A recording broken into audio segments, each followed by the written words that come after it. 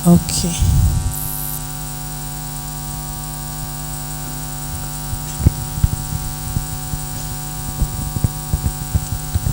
Good morning, everyone. Let us bow our heads to pray. In the name of the Father, and of the Son, and of the Holy Spirit. Amen. Our Father who art in heaven, hallowed be thy name. Thy kingdom come. Thy will be done on earth as it is in heaven. Give us this day our daily bread, and forgive us our trespasses, as we forgive those who trespass against us. Lead us not into temptation, but deliver us from evil. Kingdom, the power, and the glory. Amen. Father, we thank you for this wonderful day, yet another beautiful day that you have brought us together. Despite the cold, we are grateful that we have made it here, that we are all alive and well, and here to witness the end to a part of the journey that we have undertaken. We ask, O Lord, that you may grant us the grace to have a wonderful event today. We ask that you may grant us the grace to know each other, to build the networks we need, to forge cooperation with each other, and at the end of it all, to build wonderful devices and wonderful platforms that will bring many people together and will help spread love and joy throughout the world. For all this we do through your honor and glory, and for the betterment of this world. Amen. Good morning, everyone. I'm going to pray in Arabic. So whatever I pray, just say Amen. Bismillahir Rahmanir Rahim. Rabbi zidni ilman, arzuqna fahma. Allahumma dhakirni minhu ma nasit, wa alimni minhu ma jahiltu, wa tawallani min nawasit. Bismillahir Rahmanir Rahim. Rabbana atina fid dunya hasana, wa fil akhirati hasana, wa qina adhaban nar, wa qina adhabal qabr, wa min fitnati masihid dajjal. Wa sallallahu alayhi wa sallam ala alihi wa sahbihi. Alhamdulillahi rabbil alamin.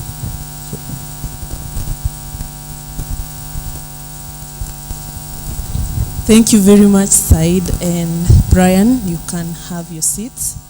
Thank you. Now this next part, I will request you guys to stand for the national anthem.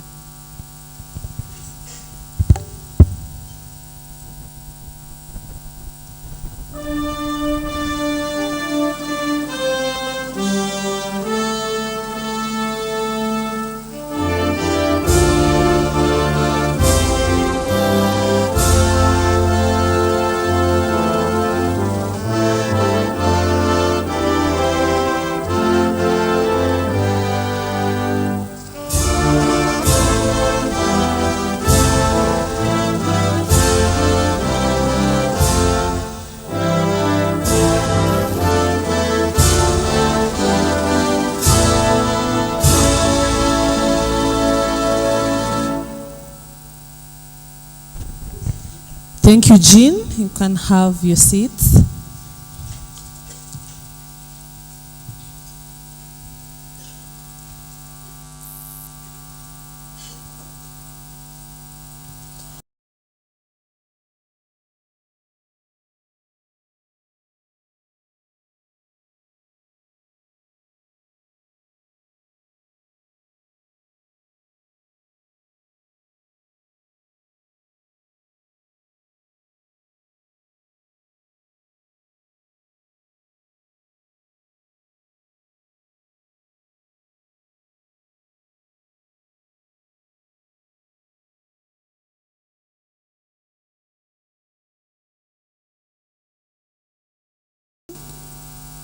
I think on the screens, kindly we can display that. Hashtag Web Dev graduation. We also have hashtag Web Dev Cohort 3 and eMobilis. Those are our hashtags for today. And who knows, I might award the person with the most tweets or the most access. I don't know. It doesn't sound right. Yeah, let's just choose tweets. So the person with the most tweets, retweets, I think those are the most important. So I might award you at the end of the event. So guys, let's tweet, let's post. We also have Instagram. We are eMobilis_tech. You can tag us. And on Facebook, we are eMobilis Technology Training Institute. So feel free to tag us. We will repost and retweet. So guys, I'm sure you're excited for the next step. We have amazing speakers. I will not mention them now. Nataka mtamani kuwasikiza. So I'll go to invite our MD. I'm sure you've not met him since it was virtual, but you'll get to meet him today. His name is Ken Gikunda. So help me welcome Mr. Ken. Makofi.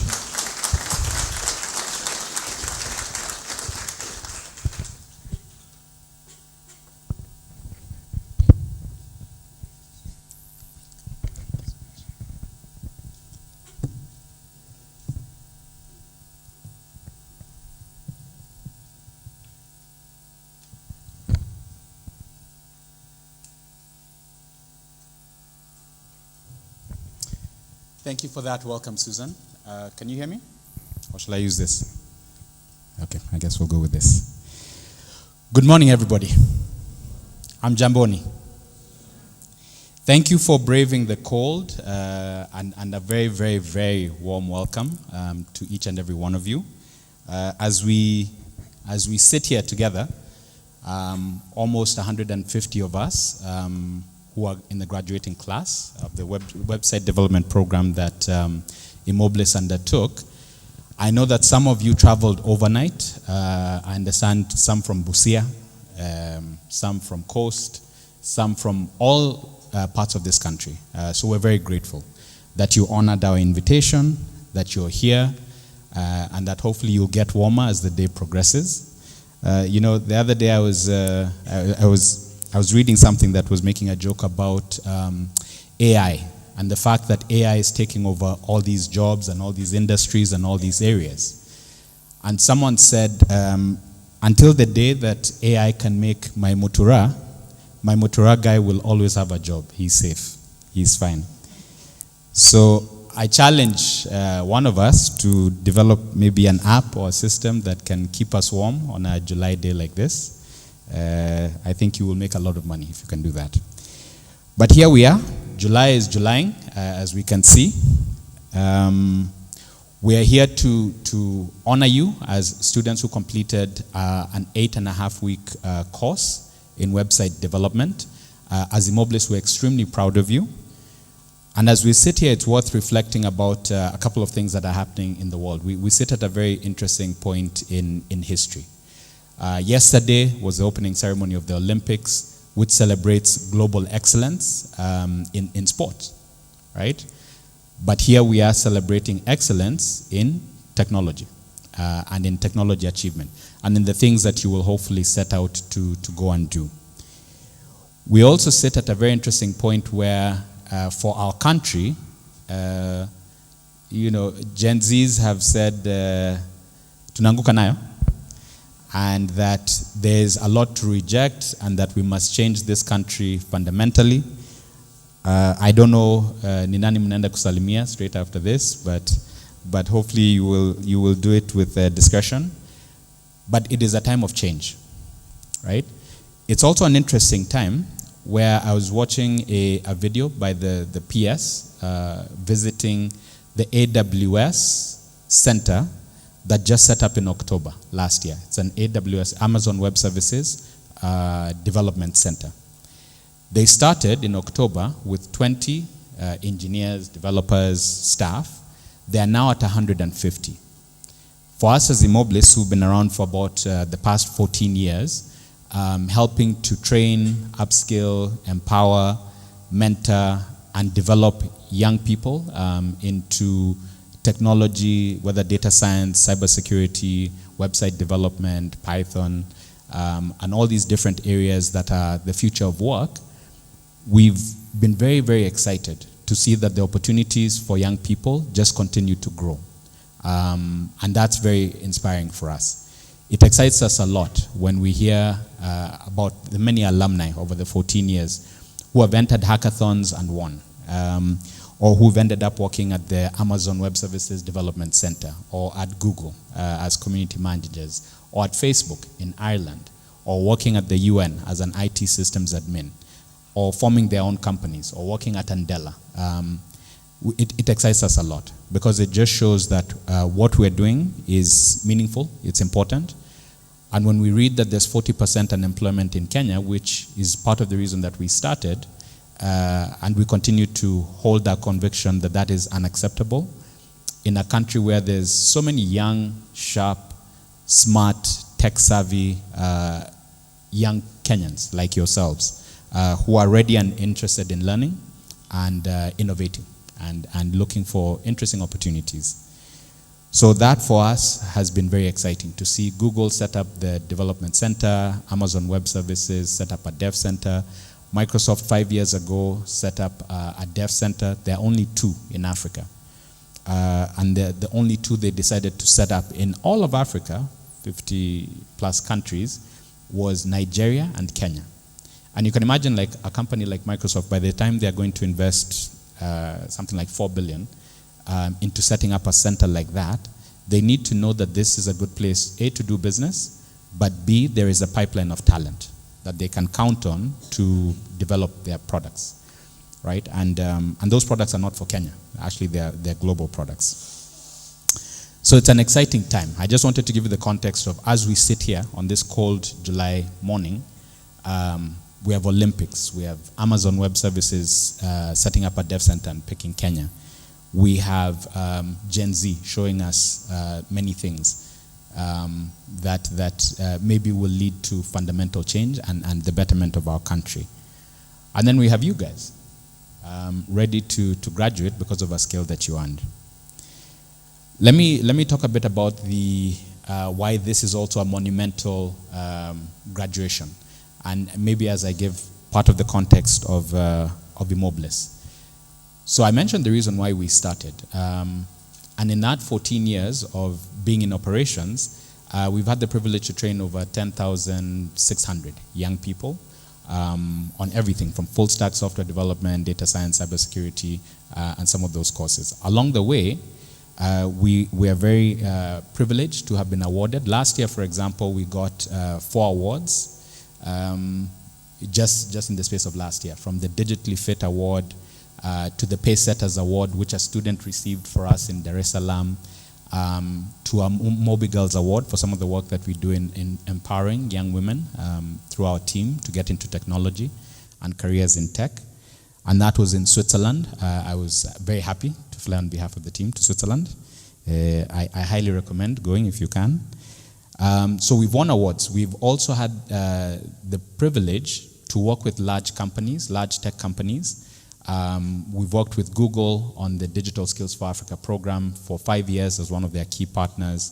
And that was about helping empower young people, not necessarily to code, but to understand how do you create a web presence, what's digital marketing, how do you use search engine optimization to help a business grow their sales, so that those young people who are so inclined can access those opportunities in digital marketing.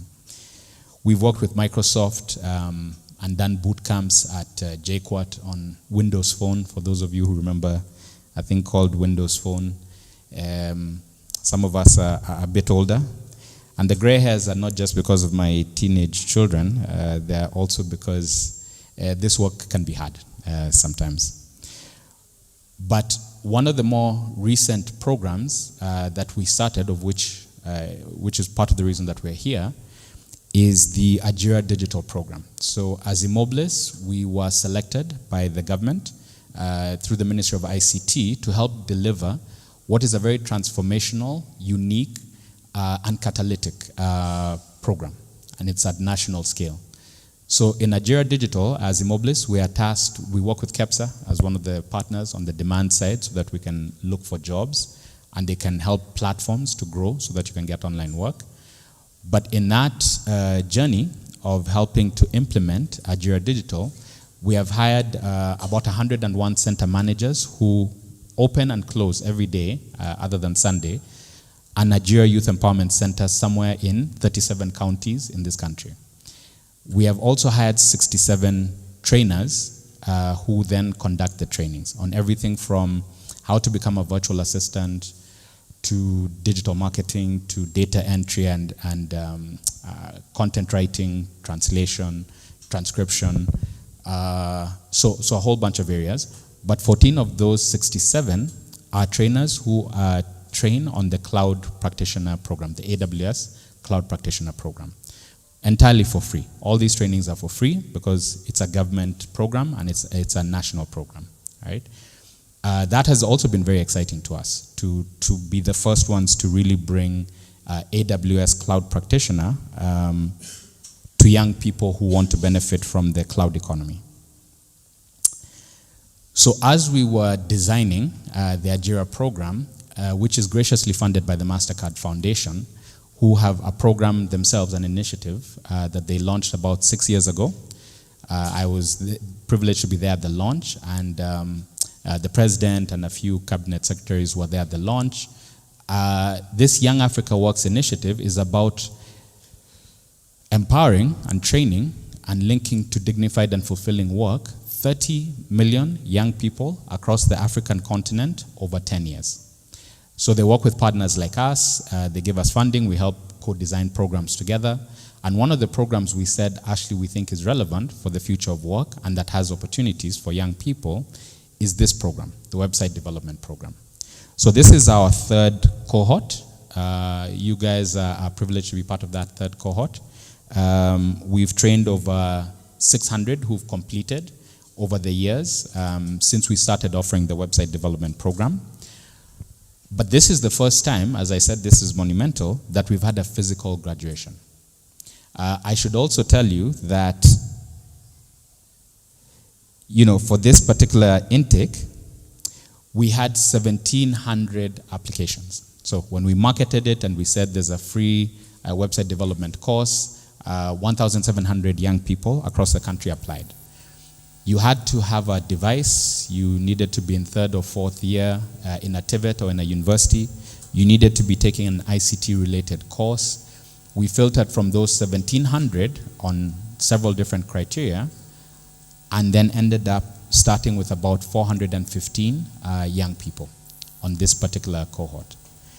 We have completed, or the ones, those of you who completed are 254, just for this website development program. Today, I believe about, and thank you for filling in the form and for traveling from so far and for coming for the physical graduation, about 170, completed the form. So we're expecting even some more to come. There were 12 classes, as they took 8.5 weeks, as I mentioned earlier. And you guys are the guys who saw it through to completion. And I applaud you for that. So please give yourselves a huge round of applause just for seeing it through to the end. You know, we know these things are not easy. Things come up. The hustle is real. Mara exams have come. There's an issue here. You miss a week. And when you miss that week, and this is, you know, coding, then you can miss a lot. So it's up to you then to catch up and research and make sure that you complete. So we don't take it lightly that you completed. Why are we and the MasterCard Foundation very interested in your creating a GitHub portfolio, in your getting an opportunity because of this skill that you have? Because if there's one thing that the world has taught us, whether through COVID or through AI, right, or through everything that's happening right now, the CrowdStrike global outage about a week and a half ago that showed us that hospitals, airlines, businesses can be crippled by IT, right? You can lose money, your flight, your surgery might not take place because IT rules the world. And cybersecurity is critical. And data science has never been more important. The reason that this program and your graduation is important to us and to the MasterCard Foundation is because we want you to have opportunity. The other thing that we're all learning from what is happening with with Gen Z and this upheaval that's happening in Kenya, a lot of it fundamentally is about jobs and opportunity and people wanting to have a fair chance to earn a livelihood, right? You've given yourself an opportunity, and Mastercard Foundation and our lecturers and our team have been able to bring this to you, but you had to take it up. You had to sign up for it. You had to go through with it. So what we hope for next for you is that you get work, right? That whether it's remote work for a company, as I was speaking to someone yesterday who's a former student from many years ago, who is a cloud solutions architect. We trained him maybe 7 years ago through something we had called the M Lab.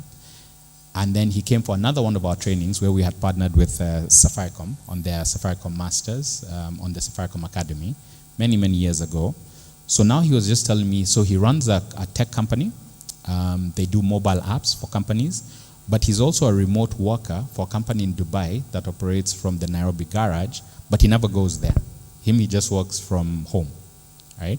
And from their office on Thika Road. So he has flexibility, he's making good money, but he also learned you have to keep upskilling. So that's the bad news. The bad news is this is just the beginning, right? But hopefully most of you are graduating university, you will have good degrees, and what we've given you just supplements what you're already learning. So I'm excited that we're here today to celebrate you. We have some fantastic speakers. We have Mr. Reinhard, we have Mr. Amos. We have an alumni who will be speaking to us today, and that is Miriam, who was from a previous cohort.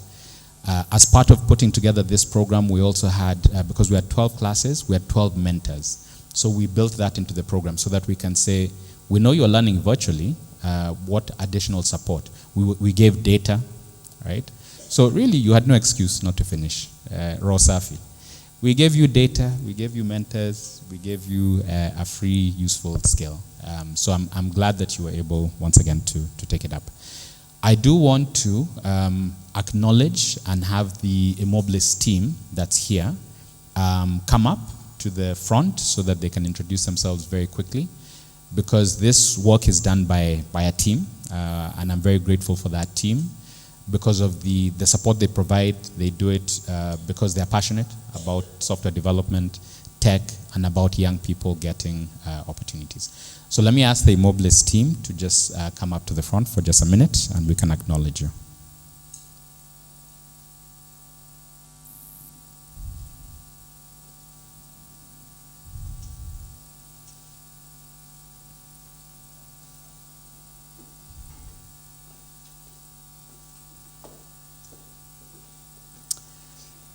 So this is part of the team. As I mentioned, we have a team of about 190 who are dedicated to Ajira.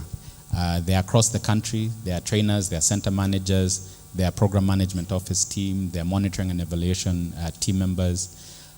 Then we have part of our team, we have a gentleman who runs our marketing. He's bereaved, so unfortunately he's traveled for a funeral.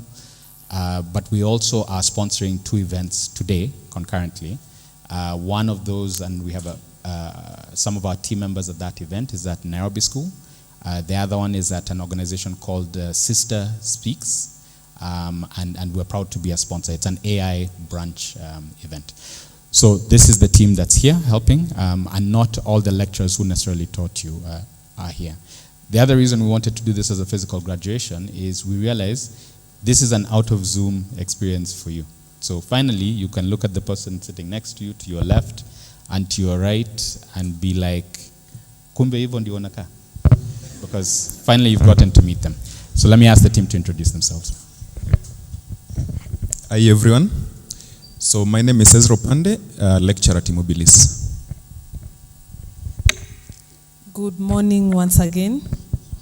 I'm Susan Sulubu, Digital Marketing eMobilis, and I'm also happy to be graduating today. Good morning, everyone. My name is Claire Karani. I work as the Assistant Programs Manager. Good morning, everyone. My name is Gloria Koth, a lecturer at eMobilis. Okay, morning, everyone. My name is Eric Were, Senior Lecturer at eMobilis. Good morning, everyone. My name is Alan Alwanyi, IT support lead. Good morning. I'm Bill Okinda, Business Development. Good morning, everyone. I'm Fresha Kamau, in charge of admin at eMobilis. Hi, everyone. I'm Joymira Mwanjiko Moher, intern Google Digital Skills Africa. Can we give them a round of applause?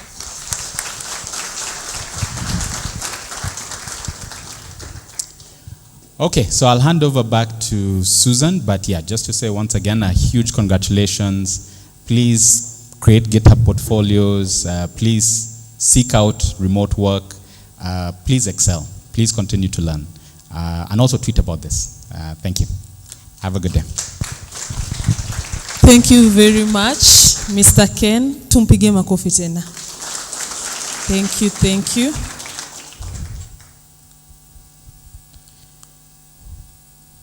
I hope we're excited about the next thing that is about to happen.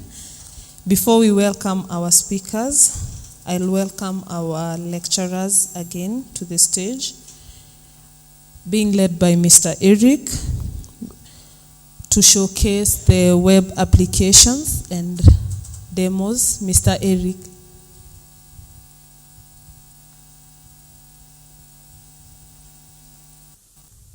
Alan kindly and the team, I think.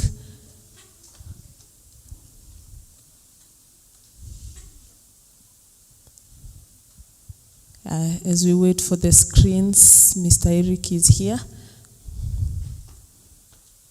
How many guys were in Mr. Eric's class? Wangapi?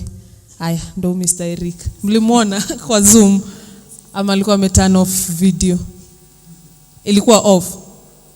Oh, mlimwona and you in person.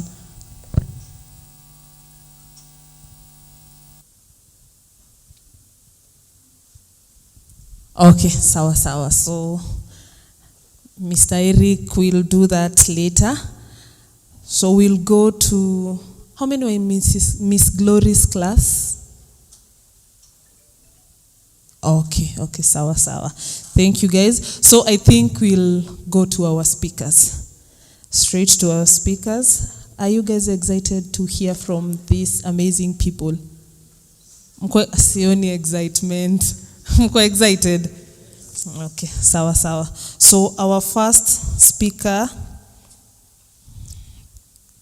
is Reynard Ranji, a talent acquisition professional. Okay. Acha nikuintroduce mzuri.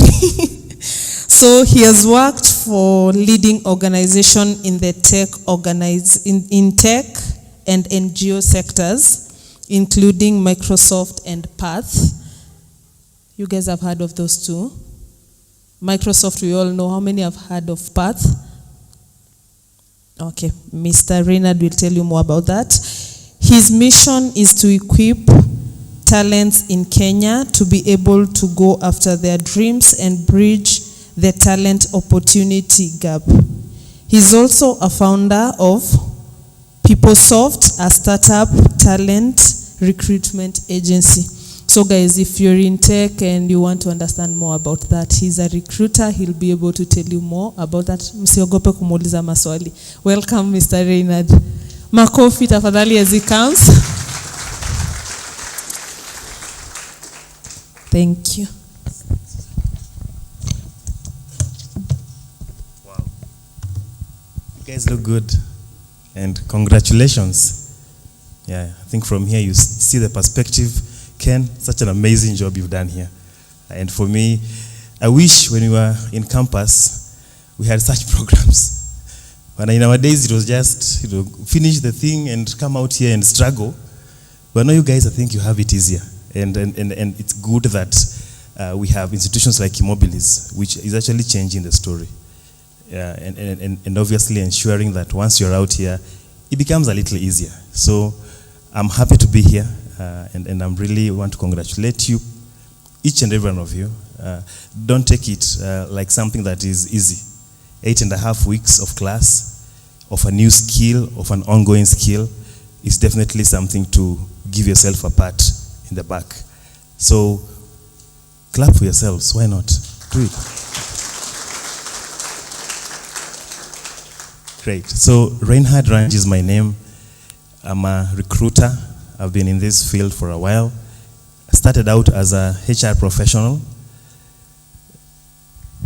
way back, a few years back though, not as many as Ken, but we are almost there.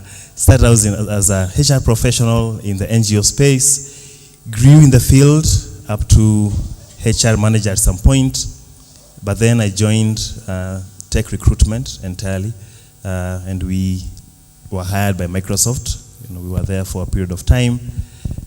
That changed how I see the tech space in Kenya. I think the coming of Microsoft and many others just shifted the entire space and just opened up. It opened up. And obviously before that there was the likes of Andela, etc. But I think now once Microsoft came in, it's like an entire paradigm shift. We were there for a while, and then I joined Path. Path is an NGO, an international NGO, but still doing recruitment. And interestingly, when you hear NGO, you might just think about, helping beneficiaries, but there's such a big tech need even in the NGO space. So as you are thinking about all this, I would like you to broaden your scope. It's not just Microsoft, it's not just Google, it's not just AWS, it's even NGOs. There's something called ICT for D, Information for Development, ICT for Development, and it's actually a very growing field, and digital health as well. So when I was invited here, and thank you Claire, thank you Susan for the invitation. Initially the joke was I come with a PowerPoint, and I was thinking, man, that's not possible.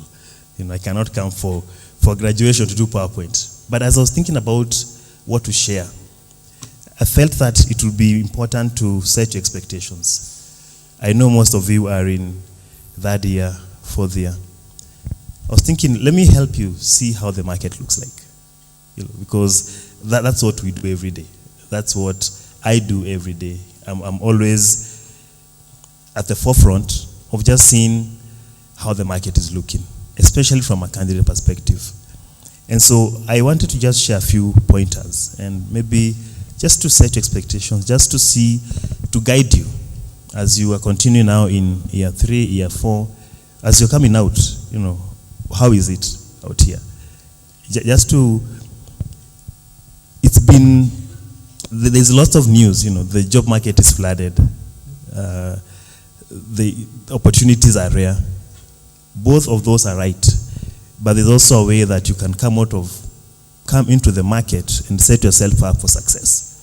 And I felt that is what I should share with you. Just a few minutes of that, and then hopefully I'll allow the next speaker to do the same. So, just a moment.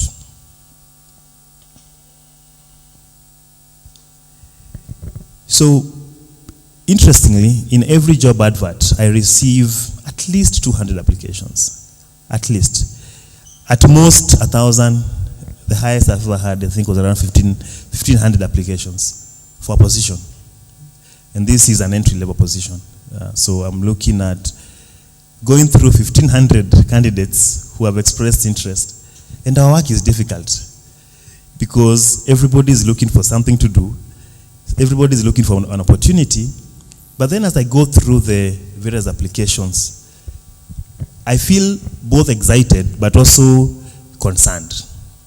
Because whereas we have amazing young people that are looking for jobs, sometimes there's a lack of guidance. And that's why I'm always receiving 1,500 applications, 1,000, 200, etc. And I believe one of the reasons is because we have not been taught how to, one, define your path. And defining your career path for me is a very critical thing. I've seen in all these applications I receive every day, people who just apply. People who, I need a job, I'm out of campus, I've done a BSc in IT, and this gentleman or lady will apply for any position they see. Because the goal, as they might think, is to get a job. But that's far from the truth. The goal for you is to define your path. And for me, that's my first nugget. You need to define, where do you go from here? You've been doing an amazing course, web development. That's a very broad course, and I'm sure some of you are doing a BSc in IT or computing or whichever course. Even in web development, you still need to define your path. You still need to say, will I be a back-end developer? Will I be a front-end? Will I want to do full stack? Will I want to major in cybersecurity? Will I want to... That's a critical decision that you need to make, because that one decision will then guide the next steps that I will then share with you. The reason for career failure, and the title of my small charge was actually just positioning your career for success. What I see a lot is frustration. I see lots of frustration in the young people, and I deal with that a lot. Where someone is saying, I've studied, I have a degree, I've done all these courses, I've been eMobilis, but then they're not yet getting a job. And the first problem is that you've not defined your path. Because the moment you say, I want to be a full stack developer, for instance, it then means you have to engage in both front and back, and sometimes that is not the easiest thing to do, but it's important. But then you can then align your vision to that one thing. The number two thing I like to say is you need to prioritize your learning. And it's important that you are here today, because you've then decided to not only just do your degree, you also need to do another course, because the degree, whereas it's important, it's never enough. It's always important to upskill yourself. The statistics out there is that after every 2.5 years, candidates or employees need to be reskilled. This initially was around 5 years, but now it is actually becoming less and less, because with the advent of new tech, you always have to reskill yourself, you always have to upskill yourself.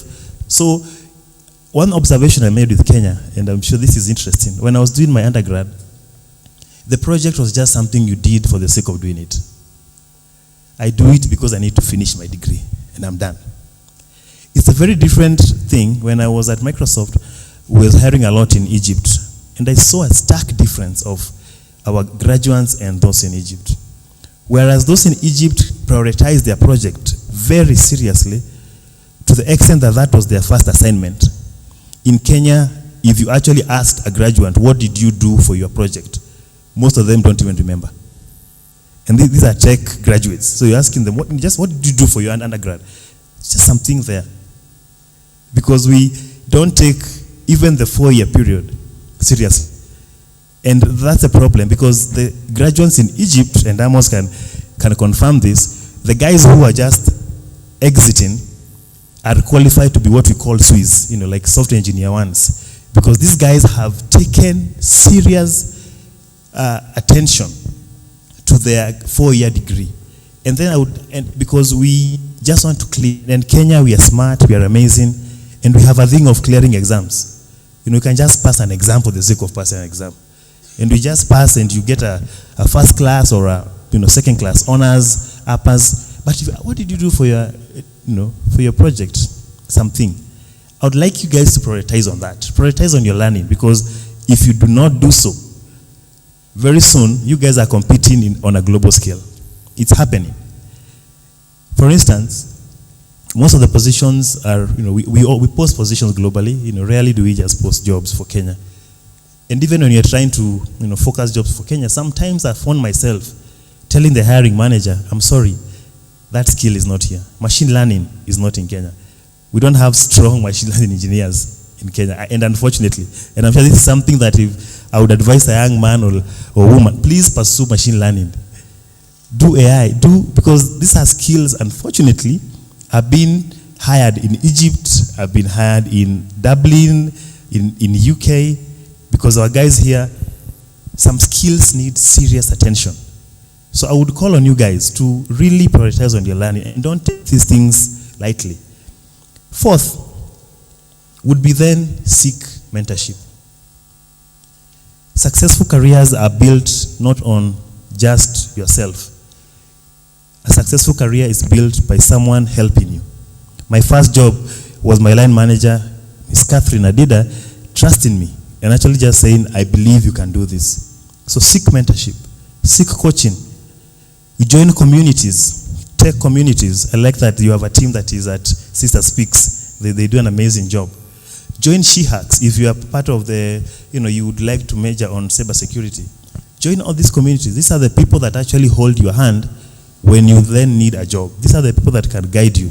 And in all careers, not just tech careers, you need help. Lots of it, especially when you're starting out. My first mentor, I remember, told me, your first job, seek to learn, not to earn. So seek to learn more than you're seeking to earn. Tunataka pesa, and that's important, but money comes, especially once you build a solid career. Number 4 would be then show your work. I like how you're already working on your GitHubs. Do you all have GitHubs account here? Awesome. Do you all have LinkedIn accounts? Do you all have tech resumes? You're working on those. Show your work. Don't fear. Show it out there, because the problem is this. We are not those old days of, do you know someone? No, those are not there anymore. Nowadays is I need someone, I just enter and I search. I have access to a GitHub account, I have access to LinkedIn Recruiter, I have access to all these platforms. I just search for someone. So if your LinkedIn is not optimized, you're in trouble. If your GitHub is not, doesn't have updated repositories of work, show your work. Join, volunteer on projects, prepare a portfolio. Build something up that someone can actually say, this is me. This is my profile. That should actually be your first project, your own website. I hope you have one by now. You should have an own website of a place that you build up your work, and you actually show, this is what I've been doing, I'm building on this. It becomes very easy for someone to actually then search you and actually identify your work. And I think then finally, and time is not with us, but then would be learn how to ace a technical interview. Unfortunately, that is the one place. You might have all these things in check until we meet you in an interview. And then you're in deep trouble. Because then at that point, if you do not know how to ace an interview, even if you have the best skill sets, you will not make it through. 2 things. They're both the soft skills and the technical skills. Kenyans, we have an amazing culture. Our soft skills are on top for some reason. We actually can engage people very well. Most of us can speak up. The problem is always on the technical assessment. Sisi ni wale watu unaweza kujitetea, lakini sio ukiambiwa sasa usifanye kazi. Inakuwa story. Because again, we have that. So learn how to prepare for a technical test. And this is not the time, and maybe we don't have all the time for that, but you need to learn all these platforms that offer such tests and start preparing. I've seen candidates who have resigned to prepare, especially when you want to join the big tech companies. If you want to join Google, Microsoft, AWS, all the rest, you must intentionally prepare for their technical interviews. There is no other way out. Even the Microsoft internship program, it's not as easy as you might think. The Google internship program, the AWS internship program, all these programs need people who have taken their time to prepare for the technical tests. And so how do you get these things? I don't have the time to do that, but then just access the platforms, access Hackathon, access all these places where you can actually just, access all these platforms and just start practicing. Practicing to the extent that if someone would ask you, I am a back-end developer. Okay, wonderful. In which language do you code in? Okay, Python, good. How can you rank yourself? If you give you an assessment, can you do it? Because we are becoming stack agnostic in most cases, especially for tech skills. You don't need to be a master, just major on one. It's important, but that does not matter really. What matters is, do you understand the core fundamentals of whichever skill set you're actually trying to build up? So focus on understanding the broader aspects of your work. Not just building small, but then understanding if I'm a back-end developer, you definitely should understand things to do with data structures and algorithms. You should understand, such kind of things, etc., that you are able to understand the logic. So my call to you in these few minutes, and I probably did this so that I can open up questions later on, is start small, but build like you're building something big. So have a big mindset, but start small. Do not desire to be, and I think that's the other problem with young people. Careers take time. Careers is something that you're building for the next 10 years, 15 years. For you to become a solutions architect, it takes you very, very many years to do that. For you to become a senior software engineer, it's something that it will take you time. So pace yourself. Go to the next class. If you now need to go to the back-end class, register for that. If you want to join the data science class, register for that. Take your time, build a career slowly, and I'm sure that will lead you to a place of success. So I just felt I should share those few pointers, just how to build, to prepare, and to actually to position your career for success. And then I will hopefully allow for a few questions, I don't know now or later on, but then, Susan? Yeah, you can take the questions now. I can take a few questions, excellent. Yeah. So let me just allow for a few questions. Any area of concern you'd want me to share? Guys, maswali. If any. Anyone with a question, comment, compliment? Hi. Hi. So there's this concept you mentioned about defining your path, and I think it kind of troubles most of us because you want to kind of be an all-round person. Maybe you want to know how to develop mobile apps, you want to know how to build web platforms, you want to maybe have solutions on DevOps and all. So how do you know how to define your path? Very good question. I would say it's two things. One, always start from the place of your strength.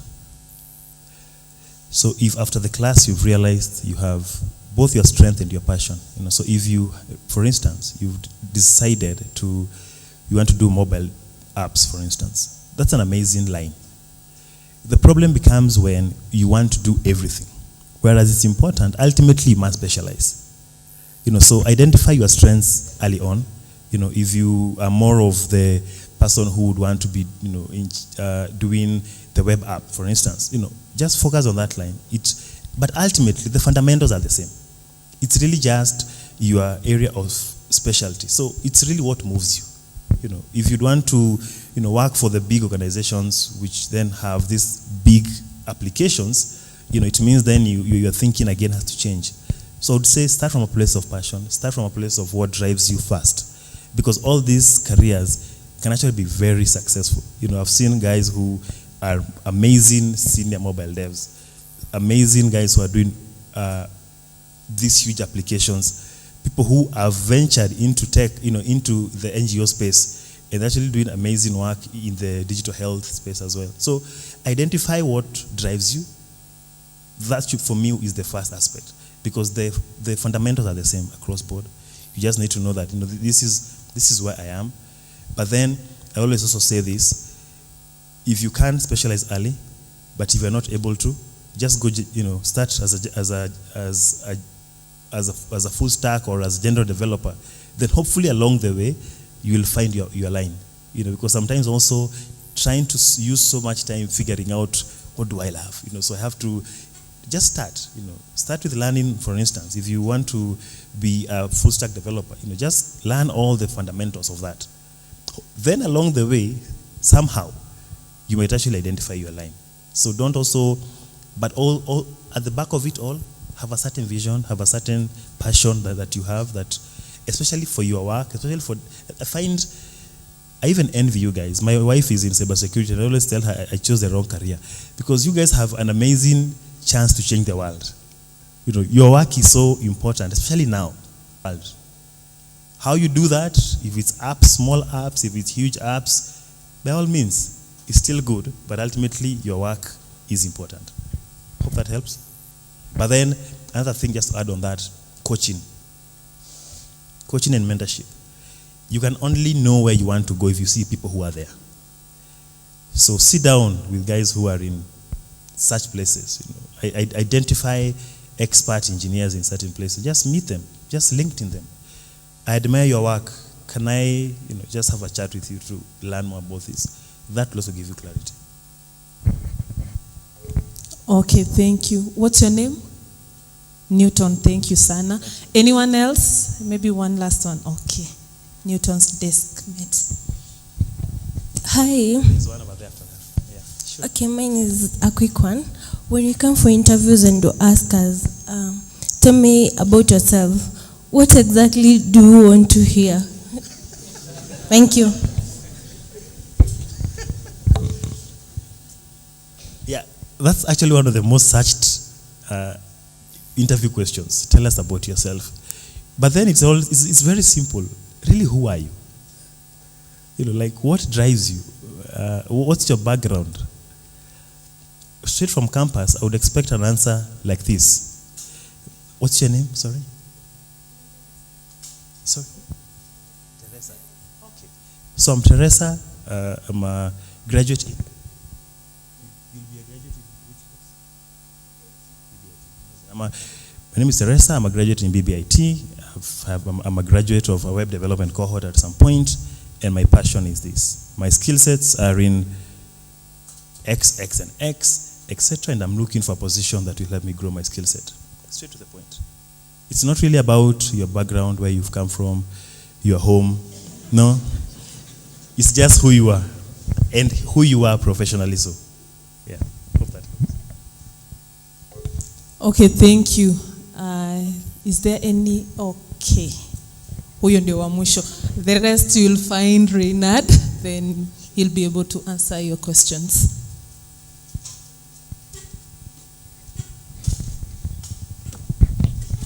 Hello, my name is Carlton. So I was asking this, where do you draw the line between passion and strength? Maybe in web, there is the back end and the front end. And now, my passion is not in the back end, but it could be my strength. It's something that I just grab, like people do mathematics, it's easy for them. Not their passion, it's just easy. So where do you draw the line? I think I would say this, Carlton. Ultimately, what matters is the skill set. Ultimately. You could find, and passion changes. I would say passion is the one thing in life that is not constant. So start from the place of strength. Start from that, because already you have, it actually sets you apart. You may be surprised as you're working on it, you might actually be very passionate. So don't start with, I'm passionate about front end, but how chic. Yani.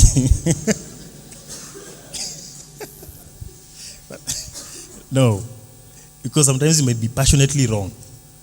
You may be actually passionately in the wrong place. But I'm very passionate.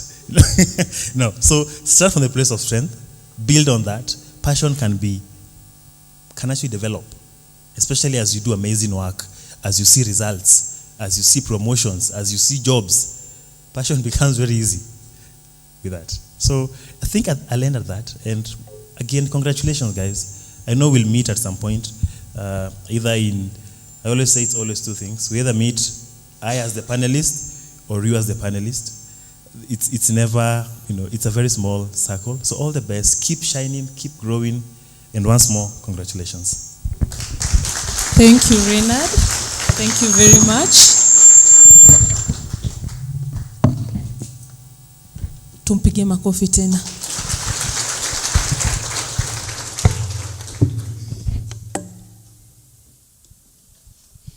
Okay, now,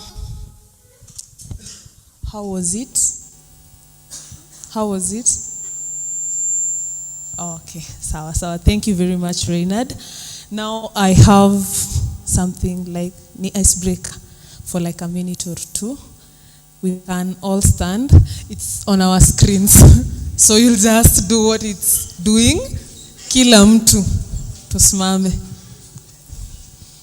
So, yeah, Alan, you can roll.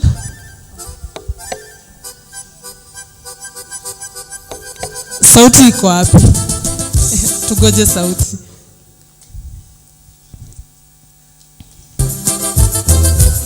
Vile inafanya.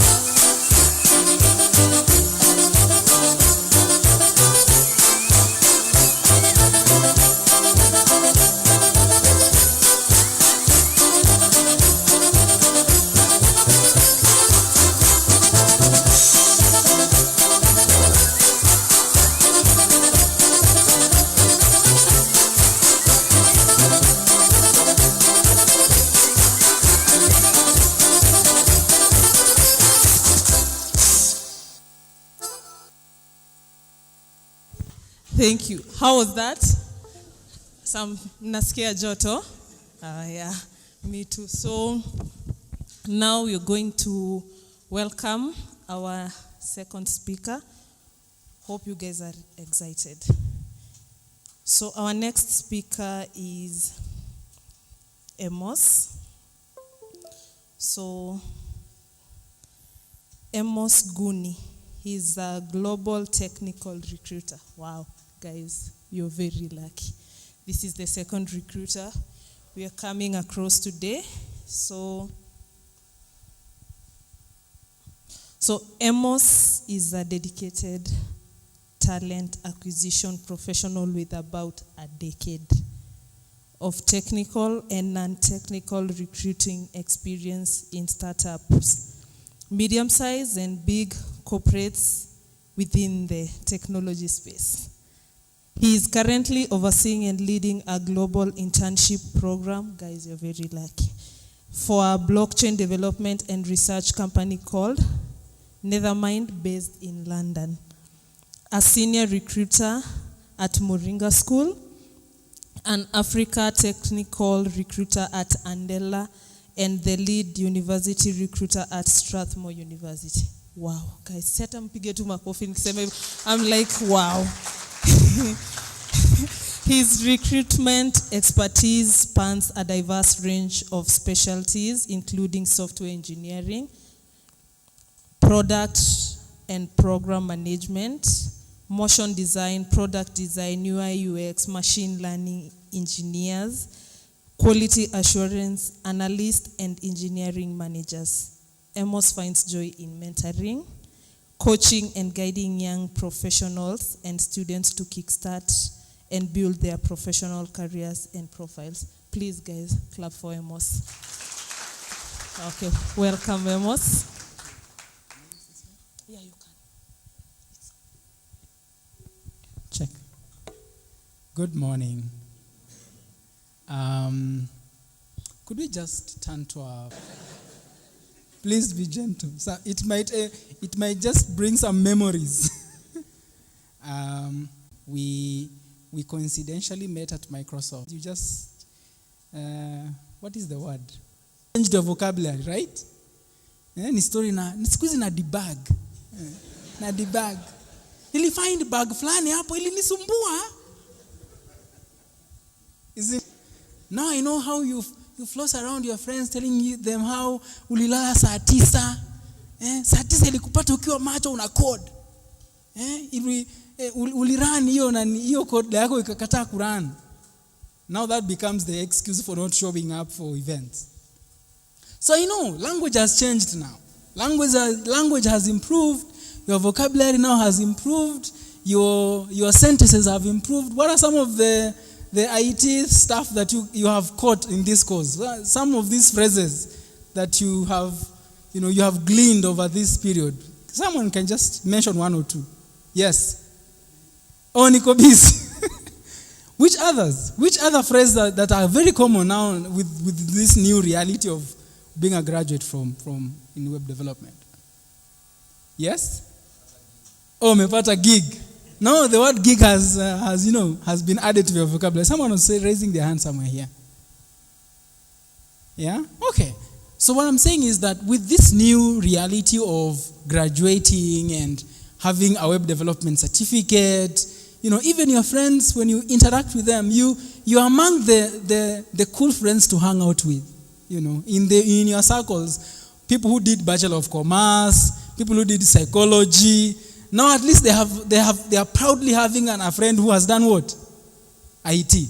Msewe to IT. So it's really good to be that person that everyone knows.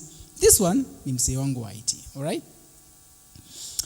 But I want to share two things that I think are important. I have been very, very privileged I kickstarted my career at Strathmore, where I was basically helping students find internships. And no one told me what that meant. I think it's what Reinhard was saying. I graduated from Technical University of Kenya, Bachelor of Commerce. I had a heart for technology. I really loved technology, but our placement, the government places you where they think you're supposed to go, not where you think you want to go. And I had a knack for technology, and I really kept desiring, how do I develop a career in technology beyond commerce? And after graduating, after many years of hustling, I got a small job at Strathmore. And Strathmore's agenda was to place their fourth years into internships. And I volunteered to take up that job. It was an administrative kind of job. But I did that job for 2.5 years, hosting companies and organizing career fairs and seeing Strathmore students get placed into jobs. Companies would call me and say, hey, Amos, I'm looking for an accountant, an IT person, a business analyst. Can you send me their CVs? And that's how my interest in recruitment was sparked. And then one time I hosted Andela for a career fair. And one of the recruiters in Andela was like, don't you know what you're doing is such an amazing thing? I was like, yeah, I'm just organizing, I'm just connecting talent to opportunities. That's what I do. It's like, that's called recruitment. You should actually pursue a recruitment career. And I had not known much about recruitment, but yeah, it looked fun for me. And since I loved technology, I said, why not? And I got a chance to work at Andela for a year plus. And, when you do your job well, people begin to see. And in that space, Moringa School showed up and said, well, we are training students for web development, but we're struggling to place these students into jobs. I see you also placed Strathmore students into jobs, and I know you're now placing Andela Learning Community people into jobs in the US. Can you place ours? And that's how I moved from Andela to Moringa School. And while at Moringa School, again, when you do a job well, people begin to recognize. And they were like, okay, you're placing them well, but we're also struggling to get teachers, Can you find teachers for us so that you do the placement of teachers, but also you do the placement of the students? And that's how I became a double agent at Andela. And just to make some confessions here, Eric was one of the person who refused to be pushed by me. So, and then we became friends. So my job was to basically headhunt, look out for companies like eMobilis, look at their best of the teachers, push them into Moringa School and places and all that. But also go to Moringa School, take Moringa School students, scout around at all the companies you have in Kenya, tell them, hey, I have great talent here in Moringa School, please place them. And for 2.5 years, I consistently placed 85% of Moringa graduates. I think I'm the only one who has been very consistent in that. And then, as you know, when you do a good job, people see it and people recognize it. And then that's where Microsoft knocked and said, hey, we are looking for people there was a boom of Microsoft. I was among those people who were identified, reached out to, and we began a conversation. And it was really amazing to see moving from a young person placing interns at Strathmore to all the way working and placing and identifying talent globally for Microsoft.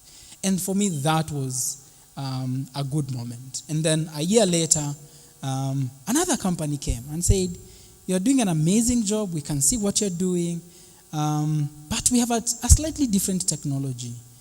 We are running a global internship for students or anyone in the world who's interested in the blockchain space. I had done nothing about blockchain. I remember calling Reinhard, asking him, I know crypto. I don't know blockchain development. What do you think of this? And, he encouraged me. And this company came and said, we are not traders. We are developing the blockchain network. We are the developers behind seeing this blockchain work. Do you think you can help us get African students who have done normal development? As long as they know development, they can code. If they can code in Web 2, they can code in Web 3. I was like, why not? And I have been there for almost 2 years now, not really placing, but identifying talent, hiring them into blockchain space, and let them just discover themselves. Been very fortunate to do both undergraduate, masters, and I'm now doing PhD internships for blockchain. Anyone who just wants to put their hands dirty in blockchain. It doesn't really matter what background you have. If you're a driver, you're a driver. You can drive a Toyota, you can drive a Subaru, you can drive a Mercedes-Benz. If you're a driver, you're a what? A driver, all right? And it's been a very fulfilling journey for me because I think at the heart of my heart, I love connecting people to opportunities. I think that for me was the passion that was birthed from the beginning. I do not know after 10 years what will happen to me, but all I know is that I really get excited when opportunities meet talent. I am a firm believer that Africa has the talent. I think the only thing is that we need to discover the opportunities. My mantra is, brilliance is evenly distributed, but opportunities are not. And so I feel the biggest task we have in Africa is just to unlock those opportunities because brilliance is already there, right? So I want to share a few things that I find I think will be helpful for you moving forward, and then let's see how we can move from here. I was asked to also prepare a presentation, but I felt maybe just talking through my experience will make more sense. And I'll look at what employers look out for, but also what do you do from here? After all this bravado of congratulations, when you wake up on Monday, where do you start? Well, all this dust has settled down. So what I have been looking for myself, I'm a talent hunter together with Reinhard. What have we been looking for? And I look for 4 things myself. I look for skills, I look for experiences, I look for qualifications, and I look for something I call passion. I do not have a passionometer for it, but I can see it when I see it. All right? So when I meet someone, I look for skills. What technical skills and non-technical skills do you have that we can have a conversation around? Just like Reinhard, I have looked through many CVs. Having run a global internship program, the list I receive at every single time is around 2,000 applications. Last week, I reviewed around 5,000 applications. Humongous applications. Of course, because it's a global internship, we have many, many applications. But what I'm looking for, number 1, is skills. And let me divide them into 2. What technical skills do you have? I know that you are full stack developers. It means then probably you have Python as your main stack. And what are the frameworks of Python? It could be Django or Flask, right? So what I want to see in your resume is Python and probably the framework that you are comfortable with. If I see that as a recruiter, it drops. It's like, yes, this is the person I'm looking for. Instead of me seeing the first thing I see there is ability to work under pressure or communication. I'm looking for a full stack developer. I'm not looking for a communication specialist, right? In as much as communication is good, the reason why I'm advertising for this role is because I have a full stack problem, not a communication problem. Are we together? So number 1, I'm looking for technical skills. So if you're a Python person, let me see Python as your main language, but also let me see the frameworks that you are comfortable with. If the other one is, if your main stack is JavaScript, right? What are some of the frameworks in JavaScript? Yes? Siniangushe. This one I'm not saying. You just need someone to raise their hand. Yes. React. Another one? Yes? Akisiski. Node.js. Another one? Vue.js. A lady now. Yes. Pardon? Anasema nini? Angular. Perfect. Now, if I don't see those things on your resume, at least for the first page, I get worried. Is this a developer really? So I'm looking for those. I'm looking for, if you're working on databases, what are some of the databases that you guys know? MySQL, right? Yes. Postgres, and so on and so forth. If you're in DevOps, what are some of the things you need to know in DevOps? Yes? Docker, yes, Docker. Another one? Issues of containerization, another one? Kubernetes, yes. Grafana, something like that. So I need to see those things on your resume. Instead of working under pressure, communication skills, teamwork, what else do you say? Those things you say. Then number 2, I also want to see the non-technical skills that now I've just talked about. I'm not saying that we downplay them, but let your communication, let your teamwork, let your emotional intelligence, let your collaboration come at least second. So that as a recruiter, I'm able to see the things I really want to be done from a technical standpoint before the non-technical ones. That's the skill I'm looking for. But then secondly, I'm looking for experiences. Either experiences you could be a project you've done, an internship you've gone for, it could be work that you've done. That is experience. Do not ignore the experiences that you've gained, including these projects you'll be able to exhibit today. They are part of your what? Experiences. Are we together? So don't ignore and say, oh, I just did a capstone project. It's still experience.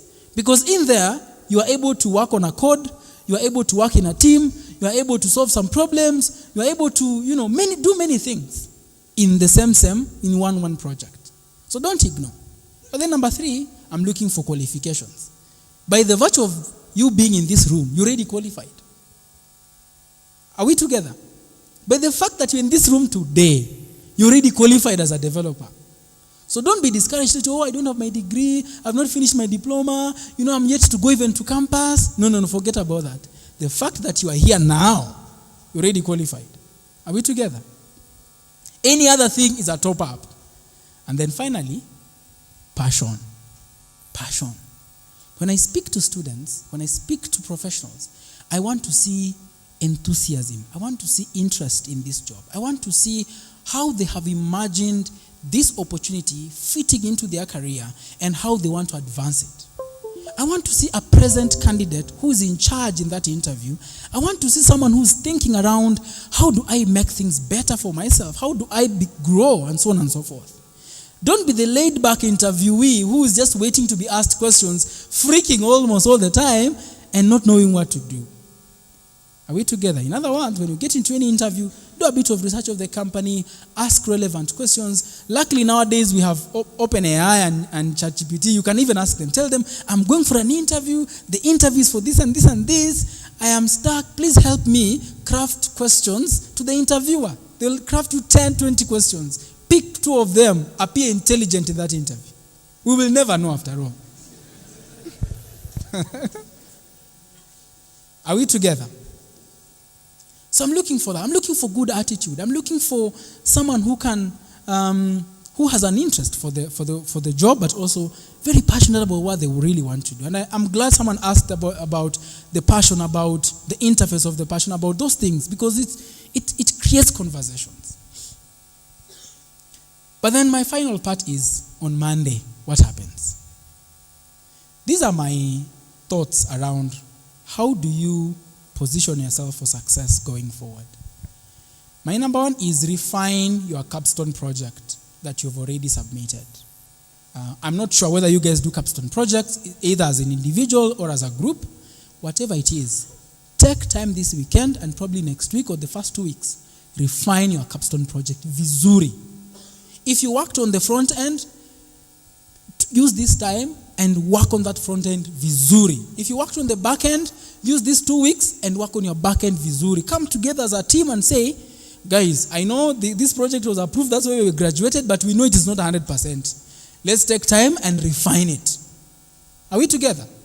Refine that. Because when you get into a conversation with Reinhard or myself, we will ask you, what did you do in that project? I was the back end engineer. Okay, tell us about the back end part. Na kumbe wewe ndio ulikuwa huchangii kabisa, ulikuwa unapigiwa simu au kuji. We know you. I've been in Moringa school. I know these things happen. So if I cannot see that you can defend, if you cannot defend your back end work, if you cannot defend your front end work, I question whether you really participated. So keep refining. But number 2, look at all the projects you did as an individual. I don't know whether, did you guys do individual projects through these 2 months? You did? Perfect. Go back to all of them. Fine tune. fine-tune, all of them. Because in that repo, in that GitHub repo, I will see them. Na kama nitaona hapo tu ni first commit. First commit. 1 year down the line, you're in trouble. Ama nikiangalia kwa readme, hakuna kitu. Readme yako tu iko, this project is about hospital management system. Bas. No. So refine your projects. Go to your GitHub repo and refine that repo. Let your commits, at least I find 200 commits, 500 commits, 70 commits, at least. Nisione tu first commit na inshia hapo na project iko deployed kwa Heroku. Aje.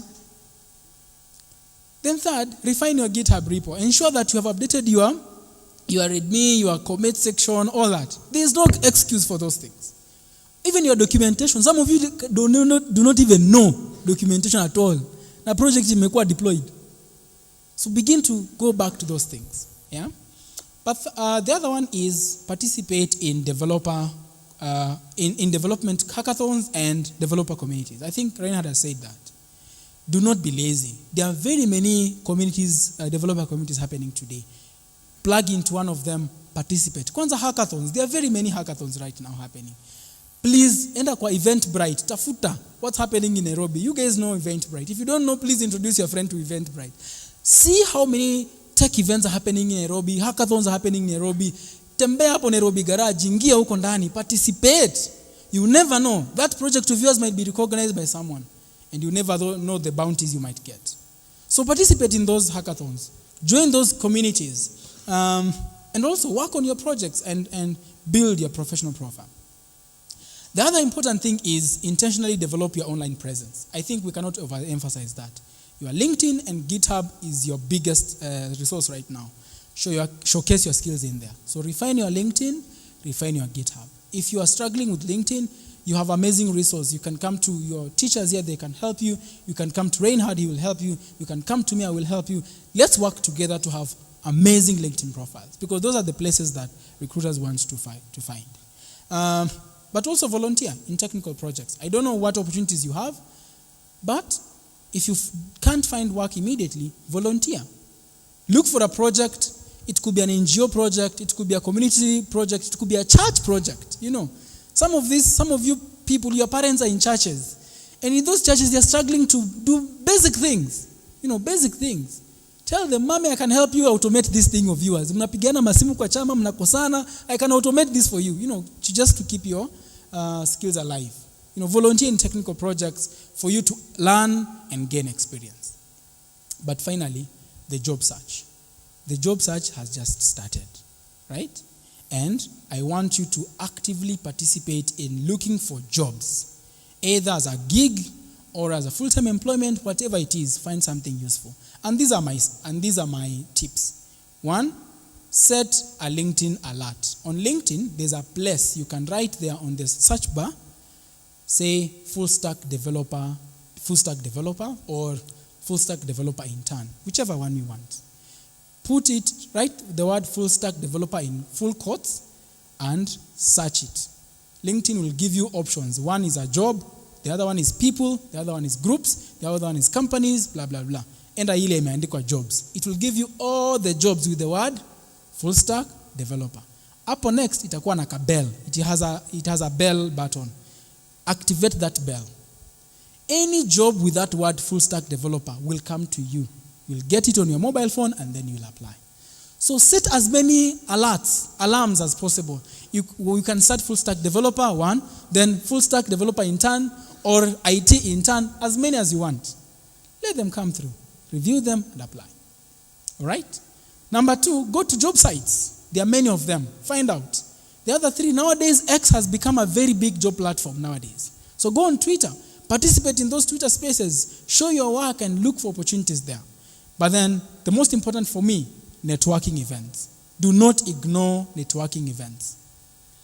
You go to Eventbrite, as I've said, look for events. In Nairobi, there are many of them. There are career fairs coming up.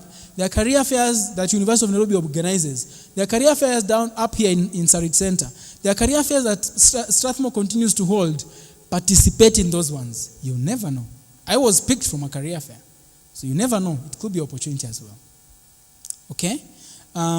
Finally, for me, remember the principle of a hunter and a farmer. And this is my closing remark. In job search, you can either apply the hunter principle or the farmer principle. The hunter principle says that look for something that will give you immediate results and eat for the sake of your stomach so that you don't stay hungry. Are we together? It's a hunter. You go out, you hunt, you get, you eat. At least that day passes. In other words, do not ignore opportunities that probably come in, put in sacks. Opportunities that disguise themselves as bad opportunities, but they give you something to eat. Take them. But also, play the farmer principle where you are able to look for opportunities and apply for opportunities and do things that will give you long-term gain. It could be volunteering in a small NGO as an IT person, but then 3-4 months down the line, they'll actually hire you as an employer. Or participate in a hackathon for senior developers, and your job is basically just to help senior developers do their bigger hackathon. You never know, the next project you might actually come in as a developer. Or it could be going to your dad's place and tell dad, hey, I see you're having an electronic shop here. You are selling electronics. I can automate this payment system. You talk to her probably in her capstone project. They were automating something like that. I helped my dad fix something. You never know. So play the long-term game as a farmer, planting seeds, letting them grow, so that by the end of the day, it gives you outcomes, but also play the hunter principle, where you're getting something that will keep you moving and don't feel discouraged. Are we together? And finally, please, please, please do not ignore the place of mentorship. Never, ever walk alone. I'm standing here very confidently because someone risked their lives, someone risked their careers and took me by their hands and said, Amos, I want you to do this and this and this. I know you can do it. I was so afraid. Please do not ignore the place of a mentor. Find a senior developer, find another developer, find someone and tell them, please grab my hand. I need to understand these things. I want you to walk with me. And how do you find them if you don't have any friends? I tell people three people. Go on LinkedIn and look for a recruiter. Begin with me and Reinhard. I have permission. I'm giving you permissions. Go on LinkedIn and search talent acquisition. Anyone who has the word or title talent acquisition or a recruiter, what DM, friend request, all of them. Number 2, anyone with the word software developer or software engineer or software architect, whichever, I'm a data scientist, which if that is your field, DM them, friend request, all of them. Then third, find decision makers like him.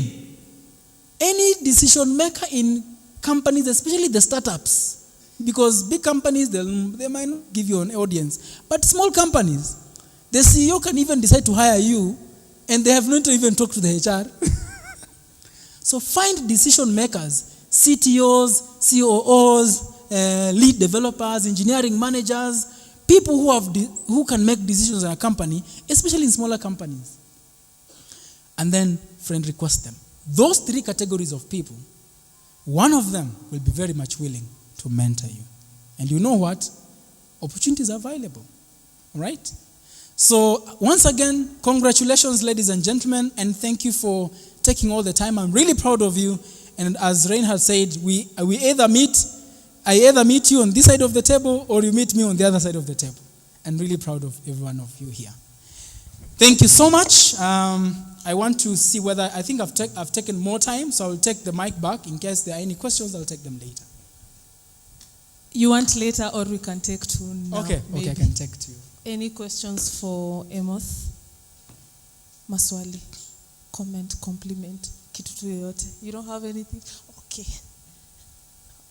Let's start from here. I'm coming. Great presentation. Thank you so much. So Ashley, maybe you can enlighten on the whole idea of blockchain, to the idea of evolution of tech, these skills.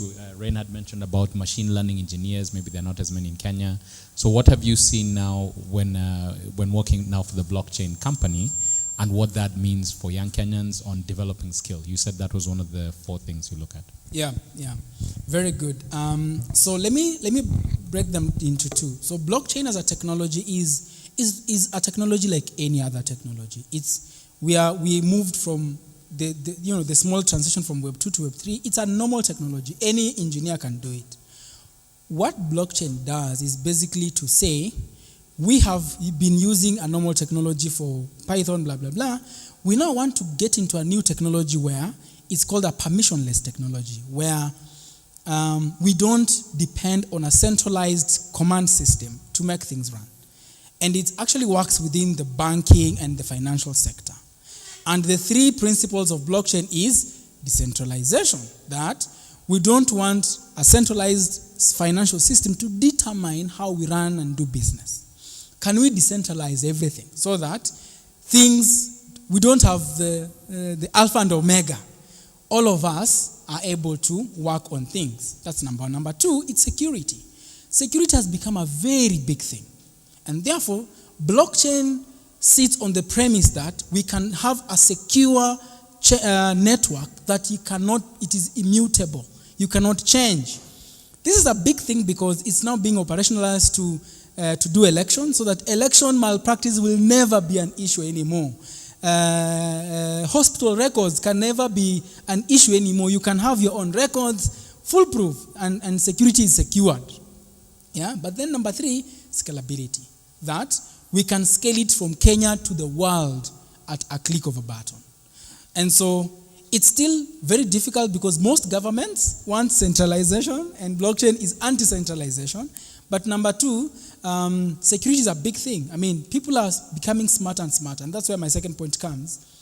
Machine learning and artificial intelligence is becoming a big thing in blockchain because it tends to bridge the gap of security, bridge the gap of automation, and making things even easier. So as I'm speaking to you, I'm actually hiring for machine learning engineers and AI engineers into blockchain. And their job is not to develop models, because models are already there. Their issue is, let's think about how does blockchain get impacted by machine learning and AI. What does that mean for Kenya? For you people seated here. Anyone here who has an interest in either blockchain or AI or machine learning, we can have a conversation. But what it means in Kenya is that we want to begin to ask ourselves, how can blockchain support farmers? How can blockchain support hospitals? How can blockchain support our roads network? How can blockchain support, the basic infrastructure of our economy? And I was in a conference, I think 3 weeks ago for the blockchain and crypto conference in Nairobi that was held, I think 3 weeks ago. And developers like yourselves are thinking around, what policies can we have? And I know there are legislation in parliament asking, how do we make blockchain work for Kenya? So what am I doing for myself? What am I doing as a recruiter? I'm identifying slowly anyone who has an interest in blockchain. It really doesn't matter whether you know it or not. I have so far hired around 7 Kenyans in Nethermind. We are all working remotely. One of them called Abdi from ZTech, and I'll be in ZTech when they are launching their PhD programs to bring them on board. Abdi was an intern for us for 3 months. Then he was converted to a junior project officer. He's a 4th year at ZTech. We are paying, as an intern, we are paying interns $1,000. That's around 130K. So it's good money. My job is to get developers, normal developers like yourselves, who have a passion for blockchain, and they are very curious to say, how can my development skills be used for blockchain? You have mentors around, you have people who can mentor you. It's a 3-month program. You can really go. So I am very passionate about seeing young people trying this new technology, and let's see how it goes. Yeah, the funding is there, the goodwill is there, people are available to mentor, and so on and so forth. So let's join me. Let's try this out. Let's make Kenya the hub for blockchain. Yeah. Okay, thank you. The next question. Good morning. My name is Naama. I have a question in regards to hackathons and resumes. Yeah. You mentioned that it's advisable to participate in as many hackathons as you can to get noticed. As someone who does so, would you advise me to put all of the hackathons I've participated on my resume, or is it just the ones that I've won on my resume? And what structure would you advise us to have of our resumes that will help us get noticed by recruiters? Yeah, very good question. So you're participating on hackathons not just to be noticed, but also to add experience on yourself. My recommendation is identify the hackathons that you feel you are comfortable to have conversations around. Not all hackathons, probably they are pretty good. Identify the ones that you feel very comfortable. If a recruiter or a technical manager engages you in a discussion around the project you worked on in that hackathon, you will be comfortable. All right? So prioritize them. Write the name of the hackathon and then link to that project and the skill or the tools that you used. It could be a back-end tool, a front-end tool, whatever it is. The tool. So if I see the name of the hackathon, a link to the hackathon project and the tool or the programming languages that you used in that particular hackathon, I'll be more interested to learn more about it, even without even clicking it. All right? So itemize them. If you've attended like 15 of them, you may not put all the 15. Probably identify 5, 7, 10 that you think will be nice. That's fine. If you want to put some of them on your GitHub repo, that's still fine. Find somewhere, but identify the ones that you are very comfortable to have conversations, and you know if you have those conversations, you'll be confident enough to defend some of these things. And especially where you are either leading a team or you are like the key developer, either front end or back end, or the person who dealt with APIs and something like that. The ones that you know you are actively involved. Yeah. The last one. Okay. Okay. So I'm Bill, at Triple E graduate. So my question is okay, nowadays I hear this ATS scanner for the CVs. Like for example, when let's say you get the 2,000 applications, like you run them through those scanner. Yeah. So my question is, should every job application have its own CV? To be. Yeah. Got it. So let me demystify something here. And Reinhard, you can correct me if I'm wrong. I am yet to find an ATS that automatically rejects CVs, apart from the ATSs that has yes or no's, right? Microsoft used an ATS that they will ask you a series of questions. Any question you say no, and it's a mandatory question for that job, the ATS is curated to reject you automatically. Any other ATS out here that is not in Microsoft, wanawadanganya, hakuna yenye na reject. You can just set the questions and instruct the ATS, anyone with no's in these areas, reject. But we are yet to get an AI specialist who will scan the CV and use that intelligence to reject. So this ATS conversation you hear, they are just people who are trying to find business from candidates. Hakuna ATS ina scan to CV, alafu inasema hii CV reject. Hakuna. They will always find questions, yes, no, alafu anakuambia any no's, reject. But si kwamba wamescan CV yako. Are we together? So ignore this ATS stuff. Ignore. Number 2, ignore. By the way, seriously, I'm a senior recruiter, I'm telling you, ignore them. Number 2 is the most important bit. What is in that CV that will make a recruiter to actually pass on your CV and not reject it? It's what I've just talked about. Are your skills on the first page of the CV visible? When I look at your CV, I only see communication, working under pressure, all those things. Let the technical skills appear on the front page. And then you don't have to, because you're already a developer, my brother, you do not have to have many CVs for it. If you are looking for full stack development roles and you have aligned your CV to a full stack developer CV, most likely you will not hautatafuta job ya admin assistant na wewe ni full stack developer. You have to change it then. So if I'm a full stack developer looking for a full stack developer role, I will have very few teachers on my CV. Unless the job you're applying for really requires a very different skill set and you can change it. Otherwise, I know it's also important for you to align your CV to the job, which is good. So review that job and say, okay, what do I need to change here? What do I need to change? What do I need to change? Fine, change. Where the jobs are identical to your CV, you don't need to tweak anything. They are full stack guys, they're looking for a full stack developer. You're a full stack developer, you have full stack development skills. apply to. So avoid the fear that, oh, there's an ATS, it scans. You guys can develop a model for us as recruiters to inject in our ATS to scan. Otherwise, it is those yes-no questions. So anyone who is telling you, give me 2,000, I curate for you a CV that is ATS, and I talk ATS what? Compliant. Ni uongo. Anyway, thank you so much. Let's have those conversations onwards. I'm available on LinkedIn. Let's connect, let's chat. I'll be happy to mentor 100, 200 of you. Right. Thank you very much. Thank you.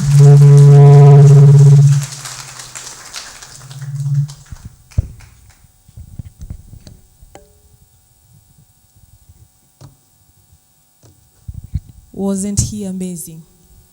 You learned a lot. Thank you. Let's clap for Amos again. Thank you.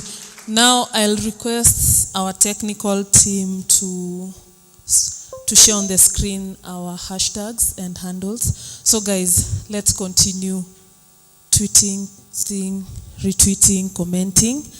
And Amos has mentioned that we go to LinkedIn and search the keywords. Sindio? Sasa ndawambia majina zao mwa search. Meona he's willing to mentor 200 people. You can find him on LinkedIn at Amos Gooni. So andikeni chini. Mumsearch huko. Mclick. See friend request. Ni connect. You connect with Amos. You follow him. Then you'll be able to see some of the amazing stuff he's doing. You can also find Reynard Ranji. They are both amazing people, and connect with them. Connect with them kabisa. Na mtumizo keywords mmeambiwa to find amazing jobs and opportunities. So guys, I know we are almost coming to the end of our today's graduation. But again, music is food for the soul. I asked Jean for about 3 to 5 minutes. Then we'll have our last speaker. Welcome, Jean.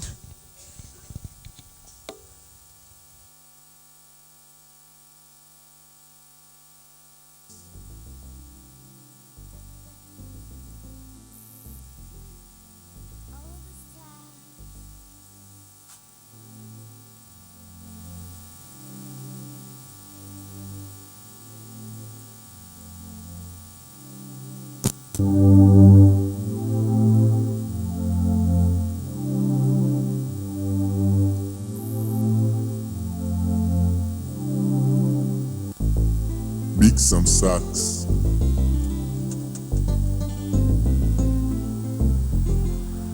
All the stars.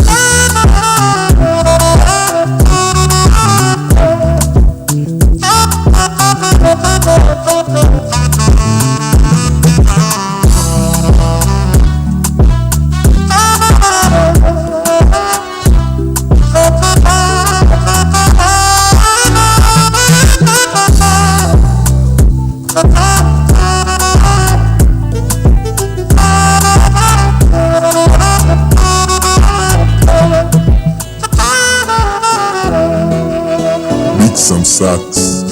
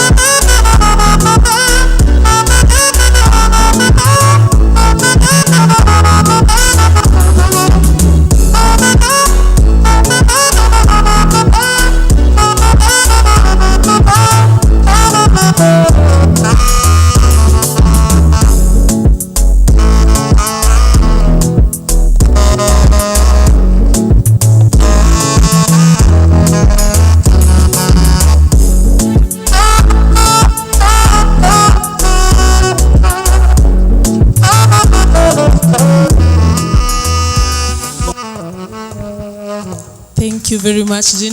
Let's clap for him. Thank you very much, Jean.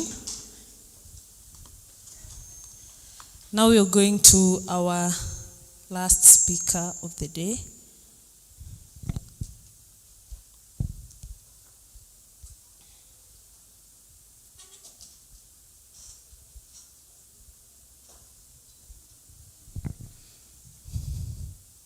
Her name, we heard the his, now we have a lady. This amazing lady is one of the alumni of Web Development, that is Cohort 2. So her name is Mildred Akin. So Miriam is a software developer with a passion for cybersecurity. She has built a reputation for innovative solutions and fostering inclusive tech communities. With extensive experience in web development, she has successfully mentored aspiring developers, particularly women in STEM, at She Code Africa. Currently, Miriam is transitioning to a career as a cybersecurity analyst, leveraging her diverse skills set and security expertise to drive growth at forward-thinking startup. Her achievements include leading hackathon teams to victory and developing pioneering applications.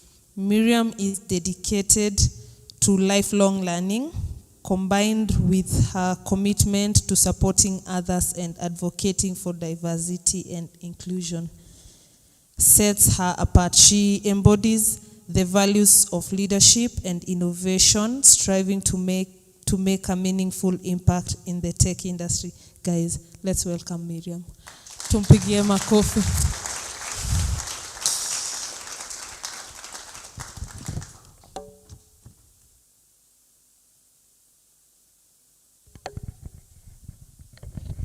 Thank you so much.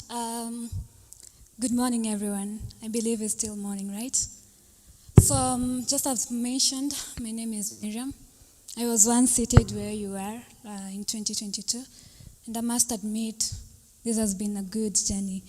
And be proud of yourself for having reached this far. I mean, not everybody managed to pass the point where they finished their projects and were able to present and be acquainted here. So mine will just be sharing with you my journey, and also adding on what our top guest speakers have mentioned. So my journey started way back while I was still in high school, actually. But my passion spiked up while I was in third year. So I have a very curious mind, a mind that always wants to know what or how is something working. So after finishing my web development here at eMobilis, I went back to my school and tried to figure out, for the screens that I've honed here, how can I impact my school? What change can I give to my school? And so I went and checked that our school did not have a very good election system. And so I sit back and checked it through and decided if this school does not have a good election system, what can I do to improve on it? What can I do so that it has a good system? And so that is where my passion and my journey began, actually, by me stepping forward and creating a good election system, which is currently being used up to date, so I'm very proud. And also, another achievement of mine is that I work on a lot personal projects. So one of the projects that I've done is actually a betting site, which is used here in Kenya. Well, I'm so sure, and I don't want all of you to be addicted with gambling, but if you find a curiosity to building something, always go for it. Don't think too much about it. So enough with me flaunting my achievements. I'll just go straight to some of the key things that I wanted to highlight that helped me to be who I am today. So on to honing your skills. What will help you have the best skill set out there? The first thing, just as mentioned, learning, continuous learning is a very key aspect in the field of programming, in the field of technology. Well, there are so many resources you can utilize. You being a student, you're actually you have an advantage because Microsoft here offers very, very many resources you can utilize. They offer so many courses that you guys can just go check them out and see how you can utilize them and add them into your tech journey. And apart from that, I believe you guys have been working on your personal projects, or if not your projects, then the project that you presented. I don't know how many of you have managed to host or just to share case their projects, but just a show of hand, how many? If you've hosted your project and shared with it with somebody, how many? So some of you might claim that, oh, hosting is expensive, I don't have resources, or I don't have money to buy maybe a domain or something. I'll still emphasize Microsoft is a very, very good resource. They offer you free credits where you can use their cloud-based system to actually host your application. So you utilize that. If you're a student, you just need to sign up with your school email and you'll find your free credits. And if you are not a student, you're not left behind. They offer a 30-day free trial for their resources. So go out there, host your applications and showcase them to the world. You don't have to have some skill set of hosting and stuff. No. They offer you a simple Gitline pipeline where you can just host your project directly from GitHub, from the repository that you had hosted on GitHub. So take advantage of that. So another thing that you need to embrace is your practicing your coding skills. And there are so many platforms that you can utilize to showcase or to just practice your coding challenges. The likes of HackerRank. I chose HackerRank because of the language that you guys learned, that is Python. And HackerRank is one good resource that you can utilize in practicing your coding challenges. Just to ensure that you go there, check it out. Try to get into their labs, see what you can do with them. Because the more you practice, the more you are likely to be better than on what you are doing. And I don't know, the good thing about it is they even offer you interview skills. You can go there and practice interview skills so that maybe if you want to go to an interview, you are upskill on how some of the questions that you can get there. So I don't want to really talk much because of time. And the other thing that has helped me in this journey is coming up with my personal projects. Just as I mentioned, I'm a very curious person. I always want to find things to do. So personal projects are one key things that can hone you and help you out here. I don't know if, apart from the project that you did with eMobilis, how many of you have just sat down to at least do 2 more projects in the last months that you are out here after gaining your project? By show of hand, how many people? Well, that's quite impressive. I'm happy. So work on those personal projects. They really mean a lot. They can really build your CV, they can build your portfolio. You'll be having something to showcase out there. So consistency is one of the key elements that you need to embrace so that you can be successful in the journey. The technical recruiters here have mentioned a lot on volunteer, and I must admit that, volunteering is one key thing to help you develop in your projects. So go on to your local churches, your local communities. Find out what challenges are they facing and how can you utilize these skills to be able to help them.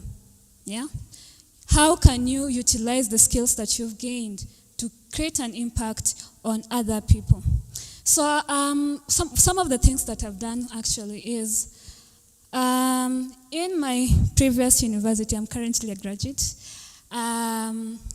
I went and found maybe first years and second years who had that particular passion in development or web development.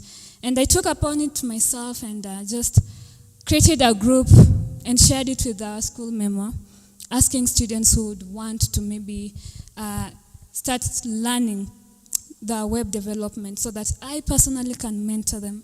I personally can share the resources that I use with them so that they can be able to be where I am or have the skills that are needed out here. So feel free to share your skills with other people. Don't be mean. Don't be mean with their skills, because the more you share, the more you learn. So find people, even if it's your friend, just tell them, oh, I think I have a skill that can help you. And if I share it with you, I believe that in one way or the other, it's going to impact you. So be free to share your knowledge. Participating in communities. eMobilis here has a very good communities for ladies, actually, Mobi Girls community. Feel free as a lady to join.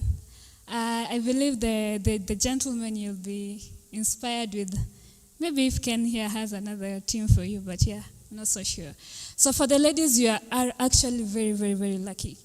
Once umetoka hapa, please usilive kama bado ujajoin the Mobi Girls team. They really offer the best resources. They connect you with job opportunities. Participate in such communities. And also, if you're in a good position to, right now you have AI, feel free to write articles of what you've learned.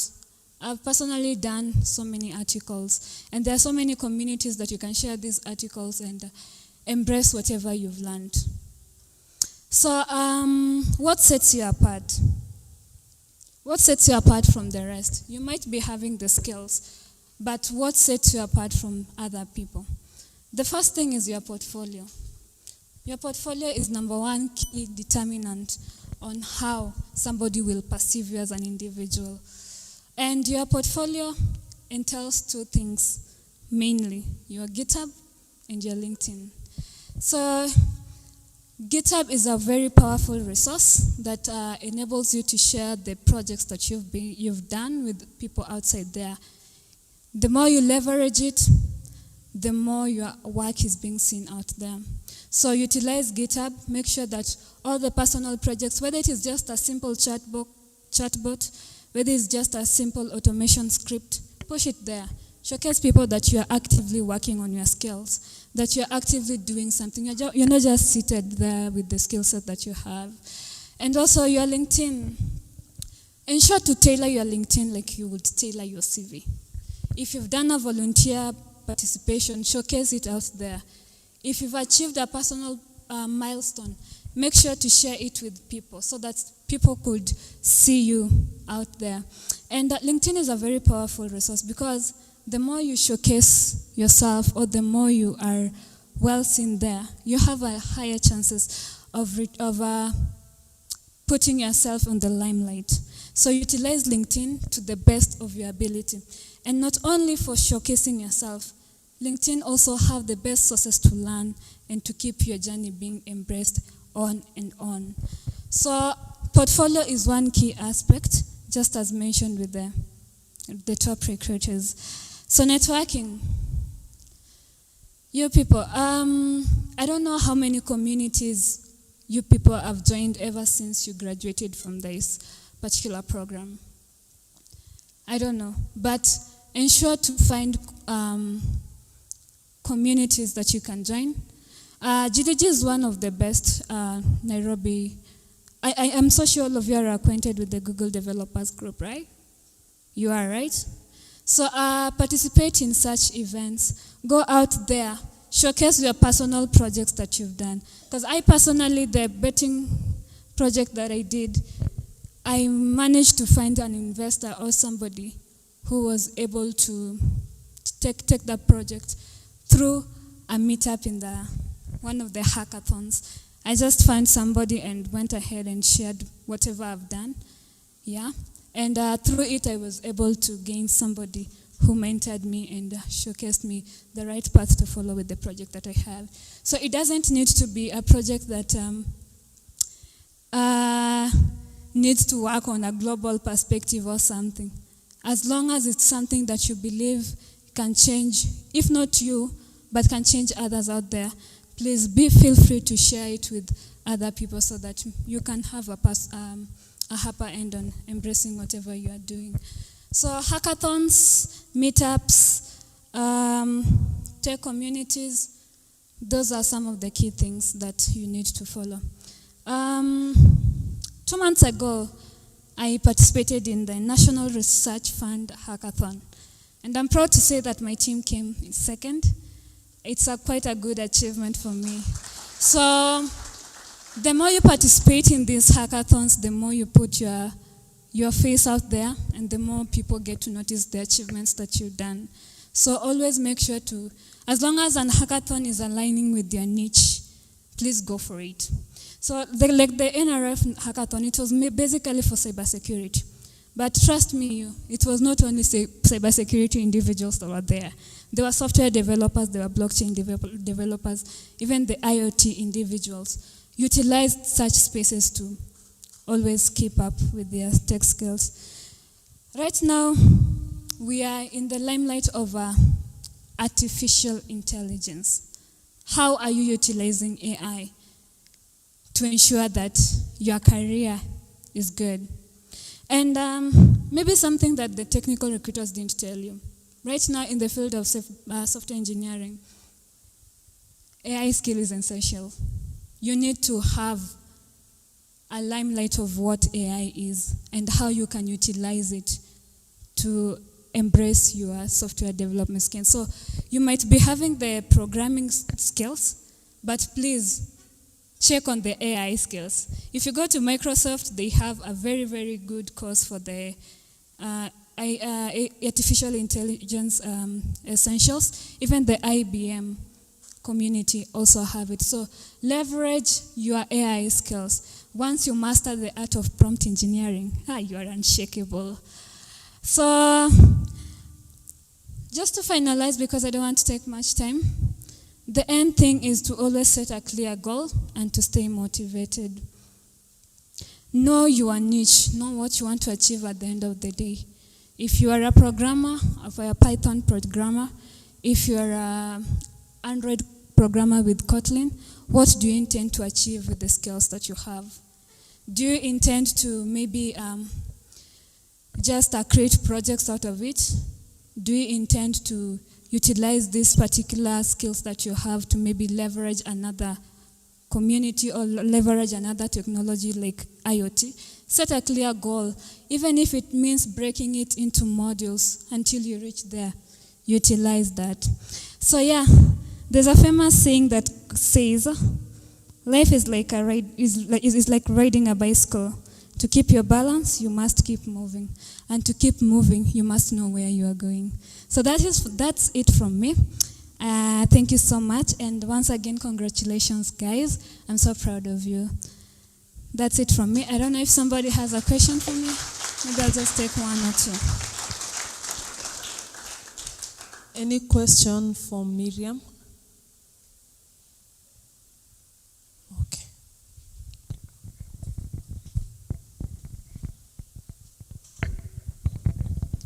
Yeah, thank you. I'm Marvin. And my biggest question is, you've talked about prompt engineering. So how can you not much addicted into AIs? Okay. Since ukienda hapa nje and then the interview, they will need you to showcase your skills. So how do you cope up with that?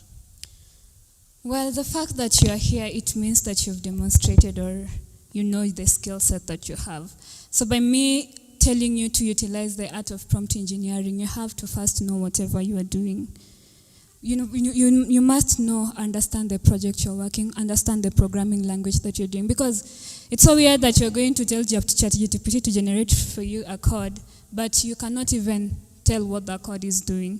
You get it? So first you have to understand the basics of whatever you are doing. If it is Python Django, you already have the skill set to Python Django. So you can just utilize AI to maybe help you with your code challenges. Maybe you are stuck somewhere, you don't know what to do. Of course, there's Stack Overflow, but if you have a cheaper way of finding whatever you are doing or finding the errors that you have, why don't you leverage ChatGPT, yeah? And then maybe if you didn't find something there, go on to the Stack Overflow. So I'm not telling you to fully rely on AI to write your codes. No, I'm not telling you that. I'm telling you that utilize ChatGPT and the likes to help you embrace and have more knowledge and key grasps of the skill that you have. I don't know if I've answered your question. Okay, thanks. Yeah, you've answered his question. Thank you. Anyone else? Anyone One last else? one. Okay.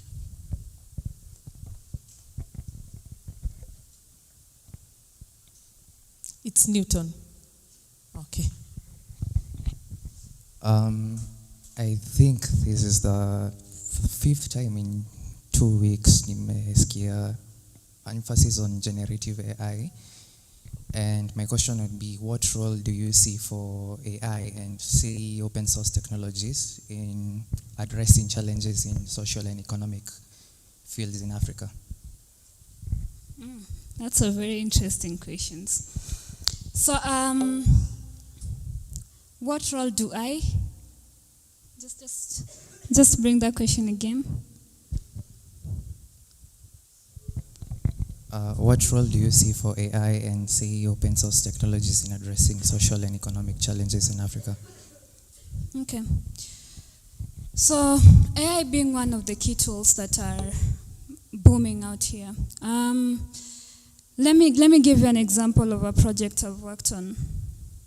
I've worked on a fraud detection project for the mobile banking systems.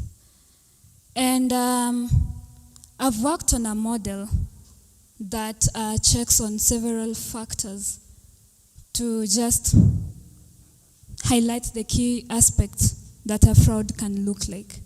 So AI is something that you can actually embrace in anything, whether it's IoT, whether it's blockchain, whether it is web development. You just need to understand what you want to do with it at the end of the day. You get it? Yeah, so it doesn't have like a specific project that you need to, a specific role that you need to embrace on it. You just need to see the project that you have, how can I add it so that at the end of the day, I'm able to achieve something better with it. Okay? Yeah, so I think that's it from me. Once again, I was the mentor of the class Huawei class. I believe you guys are happy to be here. Thank you so much. Thank you, Miriam. Thank you very much. Yeah, she was a mentor in Huawei. Okay, Huawei mko wapi? Mwalimu wenu alikuwa nani? Alela. Oh, amazing. That's really great. Mimi nilikuwa class ni Apple ama ni Apple. Classmates wangu mko kidogo sana. Kwani nimaliza peke yangu? Sijafurahia, sijapenda. Okay, thank you guys. I think we are almost. Now this is a real almost silly pasta. Tuko karibu kumaliza. Now we will play one game, then we go to a presentation by our esteemed lecturers on the web apps and demos. We'll be able to see some amazing systems that we created. Since I was also a student, it's a we. The ones that we created, then yeah, you'll be able also to have a chance to vote. They'll present a couple of systems, web systems here. Vote. Mseme ni gani nakano, mama ni gani mzuri.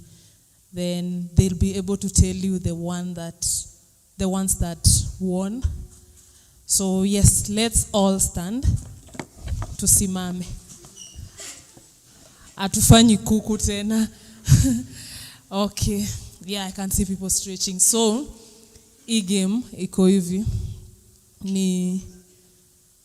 I hope mnajua wimbo ile ya I will make you fishers of men. Mnaitambua? Mnaina huo. Okay, sawa. So, fishers ni madem. Yeah, thank you. You guys know this game. Fishers ni madem, men ni men. So, I will make you fishers of men. Tukisema fishers, female sits down, guys wanabaki. Men, madem wasimame, wanaume waketi. Sawa. So tutaimba wote. So let's start. I will make you of men, fishers of men. Tunarudia tena. Wow. Hey, that was bad. Tunarudia. Kuna watu wajapata mwa Kenya. Fishers. Na inaenda mbio. Fishers of men. Sasa unakaa ukisimama. And you be on your toes. So we will start again. Wenye miaka ime bad for you, you'll have to keep up. We are, I think 99% here are Gen Zs. Wako very fast. So we'll start again. Tuanze.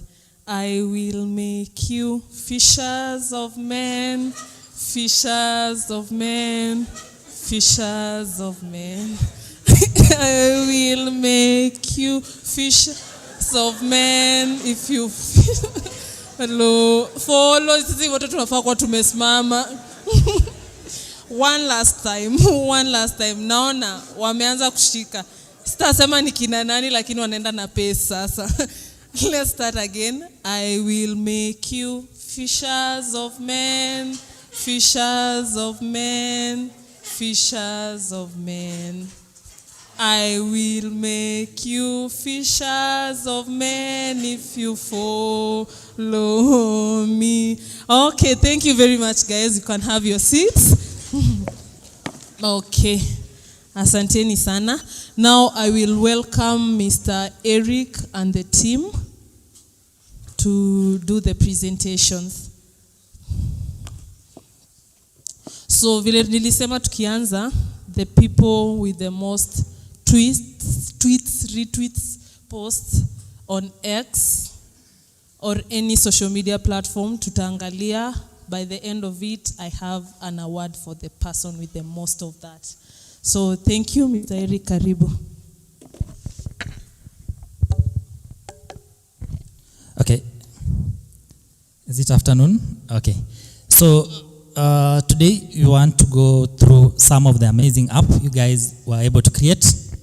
So each one of you here, if you're in this graduation, we are 100% sure you are able to create applications. Some of you who are not here, out of 254, all your applications were amazing. So we have the top 20 application that we want to showcase that you are able to create, had the information, the requirement we were able to request. So I'll request my colleagues to come and do the presentation. So we're going to start with Mr. Ezra. Okay, Miss Glory.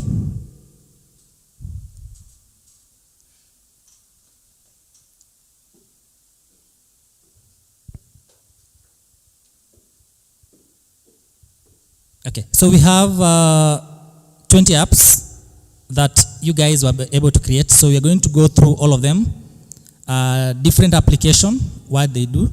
So in web development, all the project we did was in Django. So you are able to create web application using Django, and you are able to base in a couple of things. That should be databases, APIs. We are able to teach you on actually Safaricom M-Pesa API. So we had a couple of requirements that each one of you are able to do. So I'll start with a promotional app from Paul Wainaina Wanjiku. So it's a Django web app that entail to create promotional application. So we'll go to see some of the screenshots that actually were able to be created on that app. So it doesn't have any order on the application itself. So by the end of this, we'll have the top 5 that they'll be able to get a present. So the next screenshot for that. Okay, that is a screenshot. I think 2 screenshots. I don't know if it's actually visible on the application itself. So that's the screenshot. A customer can be able to log in, and you can be able to promote your products using that application. The name of the application was called Promotional App. The next app, Sure Insurance. It was about, it uses Python Django. As, it has a couple of categories that entail details, handles client records. So it had a couple of an insurance application.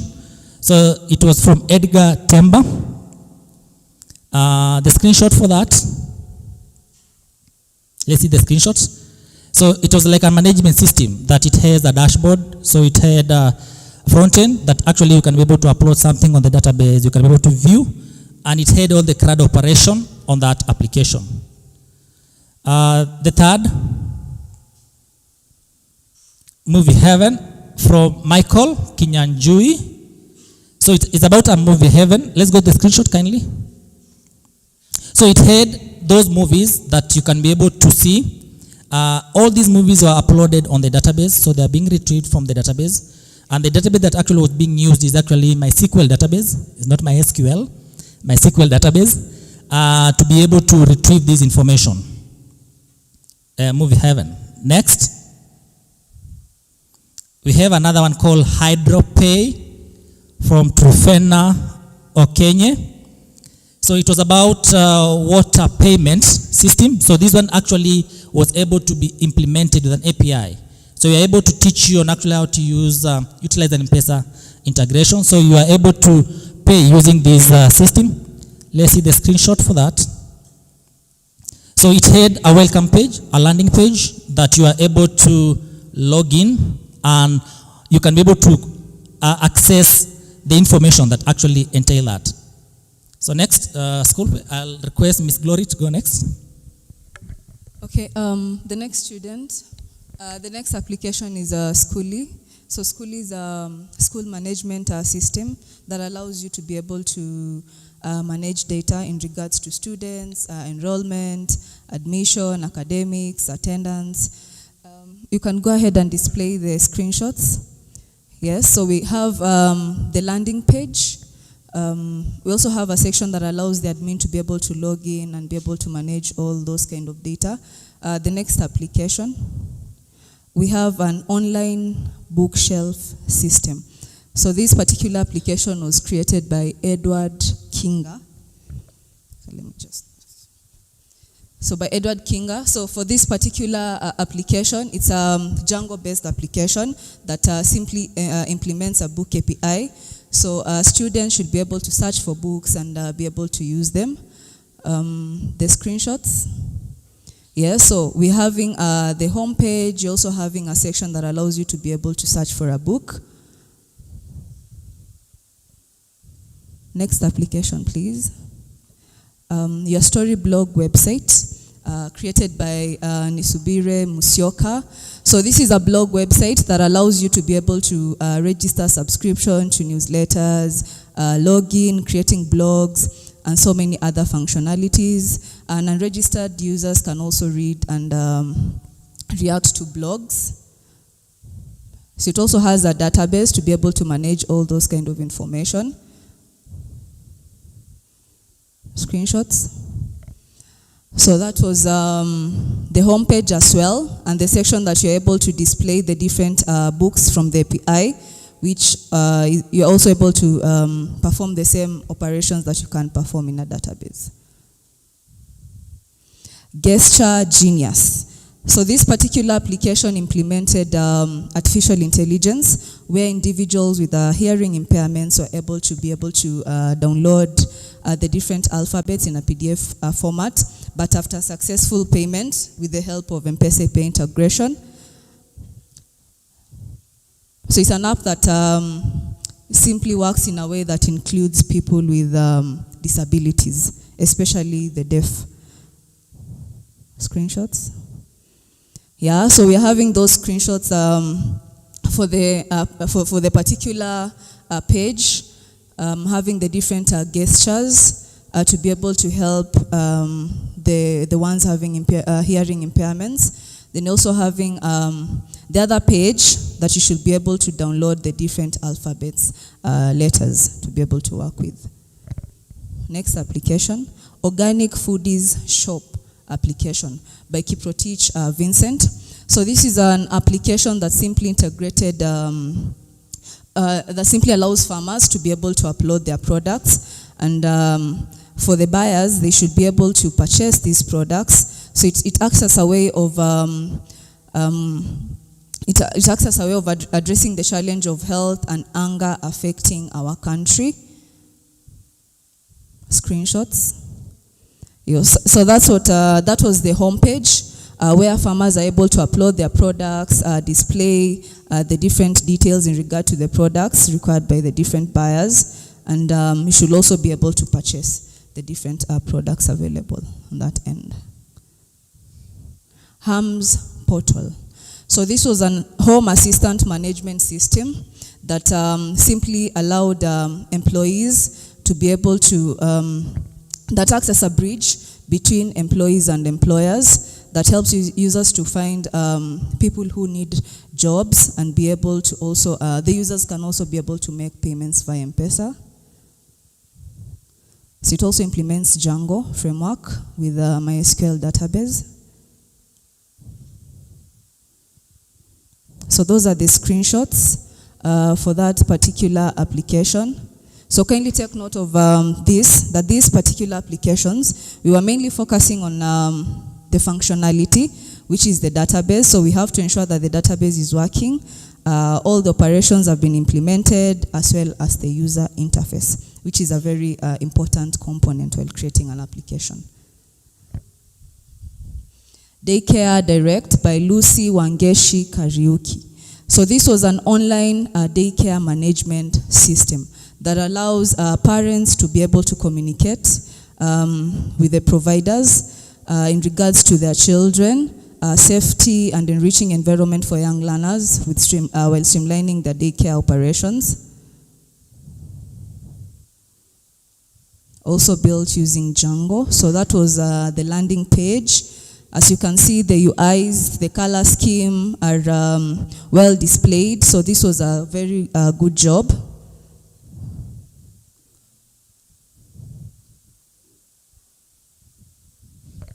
Next application, please. Stickem Hotel. So this particular web application was also developed by Stephen Ochieng.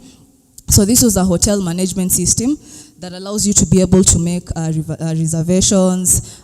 Guests should be able to check in, check out, proceed on with the billing. It also offers features like room management and a platform that allows secure data handling for optional hotel management. So basically we have an admin interface where the admin is able to manage all this kind of data. Yeah, those were the screenshots. So as you can see the second screenshots, that's where you should be able to proceed on with making payments in the event that you get to book a reservation. Online learning system by Walter Kibet. So this particular project also offers a seamless education delivery. I believe some of us have been able to work with our online learning management system where we're able to upload contents for learning as well as interactive learning sessions. And it is also enriched with a good learning experience. Also implementing a database. The platform supports educators and learners to be able to access education easily. Those were the screenshots. As you can see, the UI are looking perfect. So that was a great job.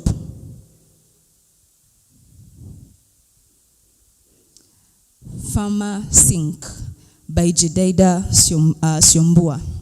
So this application was something like a hospital-like management system, but specifically for managing medicine and suppliers with functionalities to be able to add and update records. You should also be able to select a pharmacist of your own and be able to just go through the different histories in regards to the medical information you need, and also be able to view and buy available medicine. So those are the screenshots for that application. As you can see, we are having a dashboard where users are able to be able to select a pharmacist of their own choice in regards to the different experience they've had, and also be able to purchase medicine. I think the next, I'll give Mr. Eric to go through that. So the next was Connect Fiesta from Humbira Haron Hammer. So it was an application designed for booking, ticket booking. So this is actually where the user can be able to browse for events, select ticket, and be able to book the ticket. So it had M-Pesa integration, payment method for easy payment transactions. The next slide. So that is actually the screenshots. You see the landing page, eMobilis Mega Graduation Party. It was 2023, 2024. Then it had a good user interface. Then it had a login, a good login and good logic on that application. The next up, please. Rent house from Said Kisiwa Kiteo. So basically all the applications were from Django, what we are able to train you. So it was the simple property listing, tenant application and lease management. So it had automated rent collection, maintenance tracking and secure communication between landlord and tenants. So it can be able to enhance in rental experience for all parties involved. Next slide. So we had a screenshot. As you can be able to see, it had a very good user interface. It had good logic also for you to be able to update your houses, and user can be able to access those houses. The final one is actually Kibandaski restaurant from Wamae Joseph Nderetu. So it was a restaurant management system that can be able to streamline operation by managing reservation from customers. So a customer can be able to book that application and to be able to book for efficient service on all in decision making. Slides. So those are the slides for Kibandaski restaurant from Wamae. Good colors, selection, one flow of colors, meaning is actually a good application. So I think that was the last slide. Yes. So we had at least, those are 20 apps. Out of those 20, we had 5 that we'll just give in a few. It doesn't mean that all of you were able to create amazing application, but you are able to select only 20 application. Remember, during presentation, we are very strict. Each one of you here. The others who are not able to present, they are not able to graduate today. So each one of you, once again, congratulations. Thank you, Mr. Eric. Okay, so before he presents the top 5, I want to now ask you guys a question. Si mmeona zote hizo apps, hizo systems. Nataka mtu mmoja ama wawili waniambie ni gani imekuwa best kwao. From what you've just seen. You can mention the name or the system. Nikuwa na expect mna pay attention, yes? Sorry? Daycare system. Ni nani? Okay. Daycare system iko na one vote, yes? Pharmacy. Ingine? Aya, tuseme sasa. Kibandaski au ni watu wa Kibandaski. Ingine? Ya sign language. Ya mwisho. Guest what? Or gesture genius. Nizo tu amna ingine?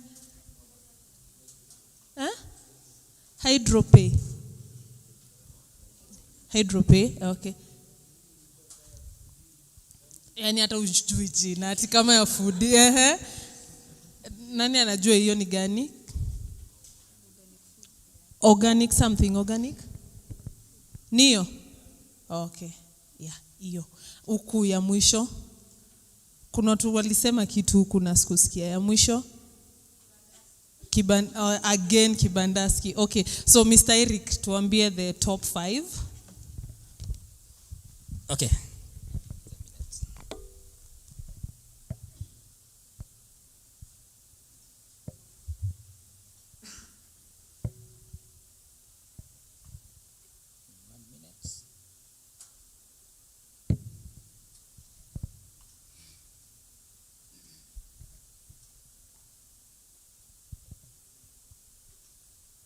So I'll start by just their names first. So I'll start from 5. Number 5 was Walter Kibet. We'll have to just see. So Mr. Alan, 5 Walter Kibet. Nampigie Walter makofi, guys.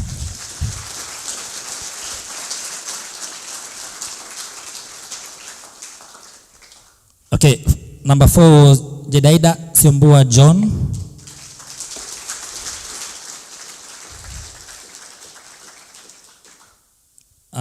Number 3 was Haron Humbira.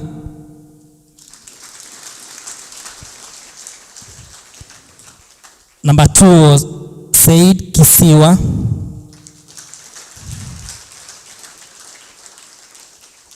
And yes, number 1 was Wamae Joseph Neruti.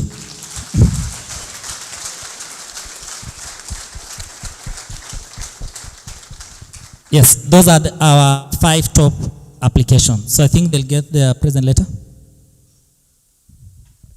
Yes, they will. So thank you very much, Madam Glory and Mr. Eric. Tuwapigie makofi.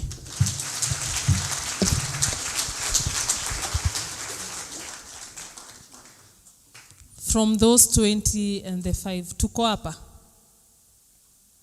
Are we here? Mko? Okay. Sawa.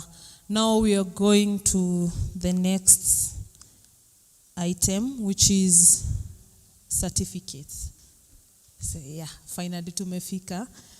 So okay. So certificates, kindly let's have the certificates.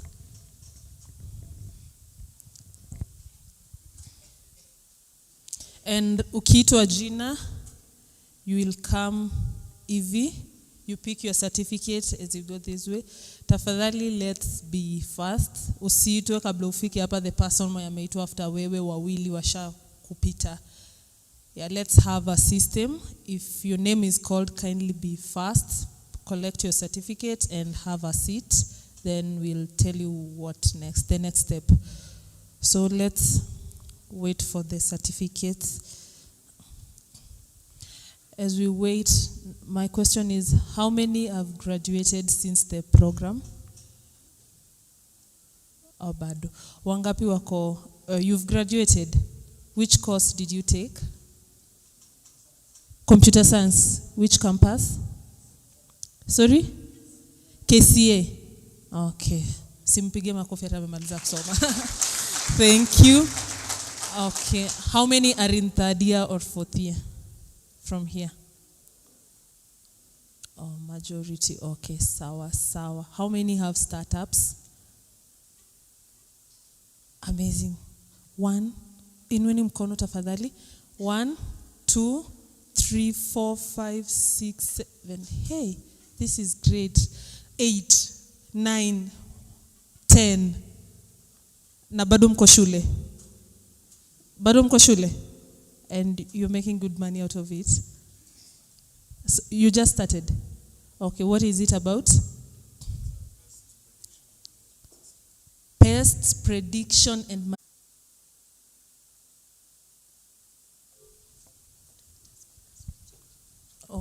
Okay, sawa. As we wait for the certificates, we'll award the top students. So I will invite our guest and our MD. The first two, I'll call Reynard to award them. So the first award goes to, this is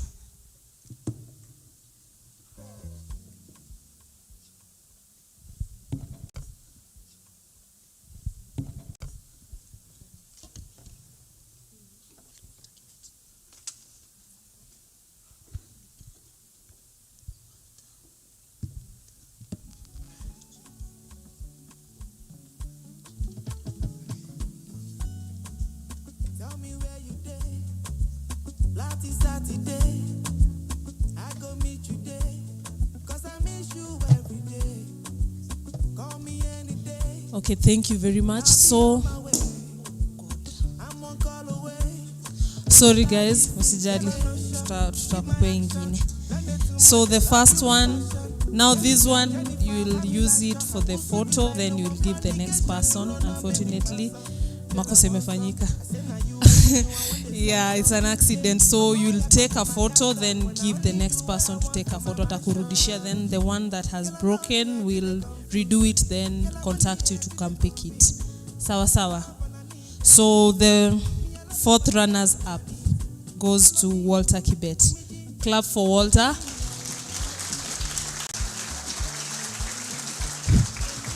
Picha. Tunataka picha.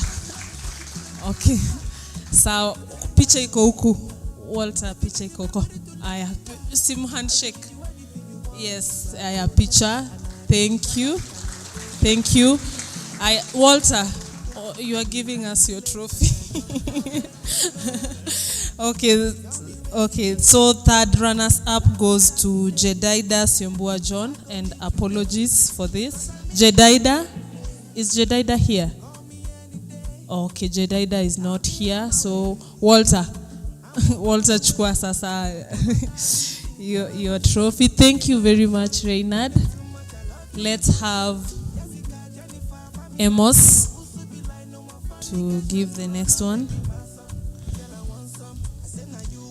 Now the second runners up goes to Humbira Harun Hama.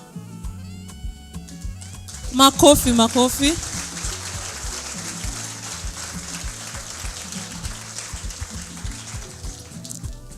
Okay. Picha iko huko. Okay, clap for Humbira. Thank you very much. Now this one. No.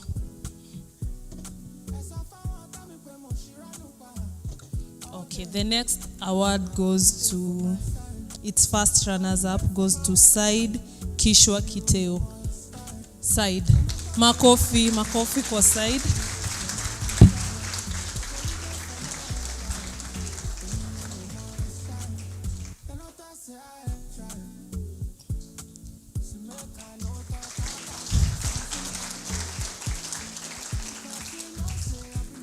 Thank you very much. Thank you, Amos. Thank you, Said.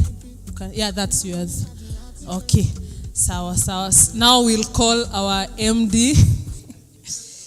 We'll call Mr. Ken to give the next award to the top overall student. That is Wamai Joseph Ndiritu. Clap for him.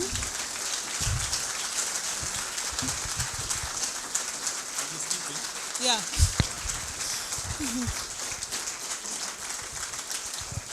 Uyu makofi kabisa. Okay. Thank you very much. Thank you and congratulations. Congratulations. Josephat, it's Joseph. What was your system about? Ndoa watu wa Kibandaski. Okay, thank you very much and congratulations, guys. Now we'll go to the certificates.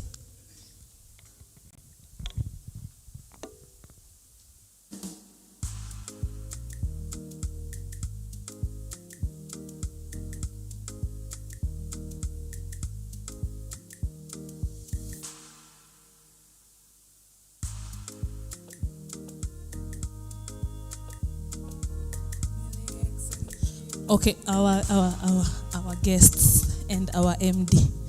Msichoke. I'll call you again. Just like vile tu mlikuwa, the first one, Reynard.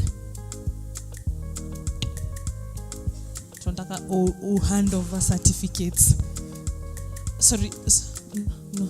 Oh, these ones are absent. Sorry, the next one are here. So I'll call the names of them.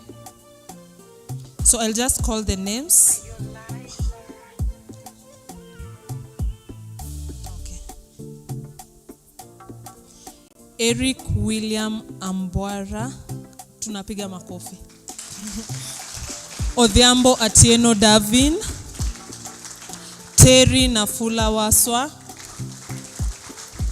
Onyango Stephen Omondi.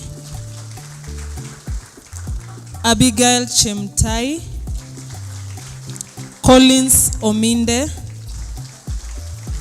Brian Mwendwa Kavete. Ian Waweru. Ivy Mbogo. Lucky Muye Chimwaga. Oscar Kwoba Odur. Obare Migosi Frederick. Hans Shiraho Ikobe. Omondi Isaiah Ochieng. Marlon Masharia Gatheru. Muthuri Evans Kome. Mikaya Chepkirui. James Matata. Edna Karijo. So, guys, this is one of eMobilis staff. She also did the program, but she's not here. She's one of our seniors. She couldn't make it, but yeah, alimaliza. Clap for Edna. Diana Karimi Mbaka. Ronak Solanki. Aida Mukami Muridhi. Odak Ian Mwangi. Joseph Kariuki Gashau. Beatrice Wairati Murage. Omanga Harrison Omwocha. Linda Kima. John Jenga Kuira. Eunice Mwishigi. Diana Mweni Mutinda. Michael Owiti Owinyo. Joseph Gishuhi Mureithi. David Chege Waithaka. Alan Jiraini Mashaira. Ian Cliff Wende. George Saningo. Felix Kiprotich. Julie Ann Enola. Samuel Nyamai Mwendwa. Sarah Nyabisi.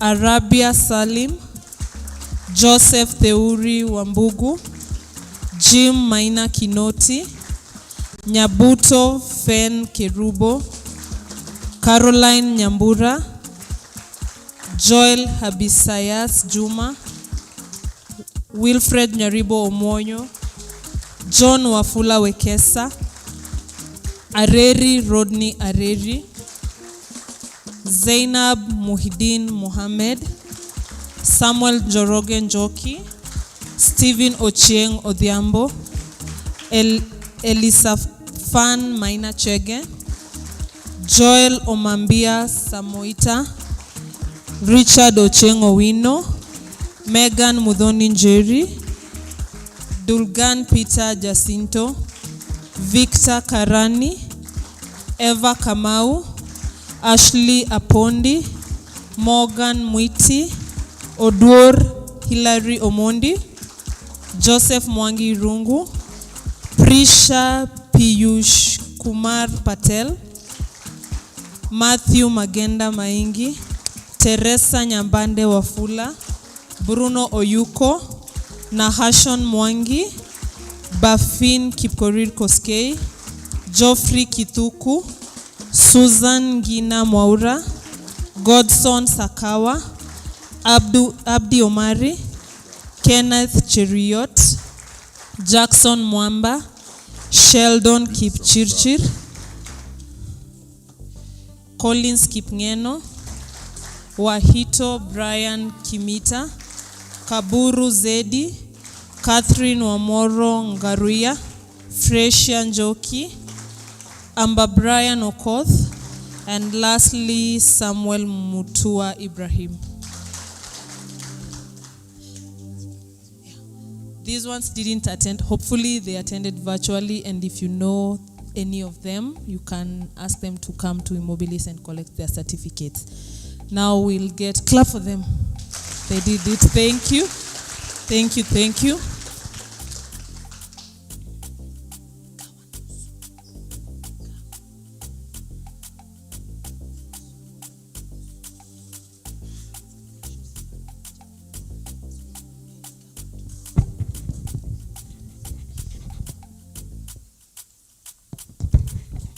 Now I'll welcome Reynard again.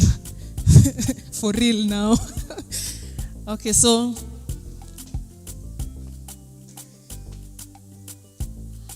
if I call your name,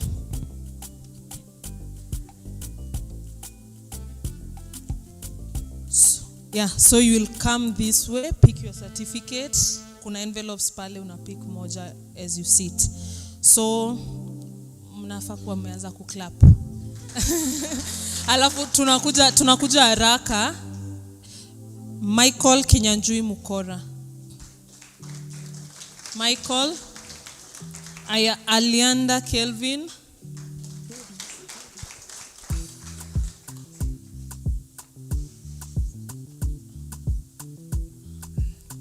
tuharakishe tafadhali. Bumho Nisubire Musioka, Francis Ongaki Mosoti. Alafu una pause kidogo, kuna picha pale unapigwa. Utatuitisha hii picha na utakuwa unatembea. So we have, umepigwa picha Musioka? Unaangalia huko, so ukikuja ile ndo kamera. We have Geoffrey Waiganjo Mbugwa, Kombo Andrew Murabu. Ukiona ako ka light hivi sasa unaweza enda. Rose Jerry Njuguna,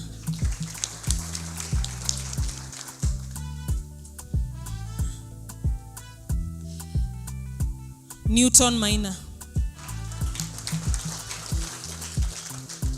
Crispin Owur. Okay. Mark Muli, Joseph Ondieka. Usipopose picha, usituitishe picha, utakuwa umetembea. So Bramwell Obaye Maeba, Lee Mutai,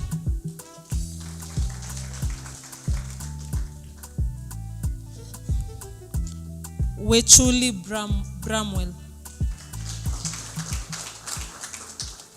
Bram. Big some sacks. Okay. Bram. We can have Stratton Amodora. Mnaklapia wenzenu. They'll also clap for you. Eugene Oyer. Eugene Oyer. Arakisha Eugene. Oh, it's not you. Okay. Okay. Michael Kanda. Clap, please. Let's clap for him. Calvin Okoth. Calvin Okoth. It's you. Anthony Wanjohi.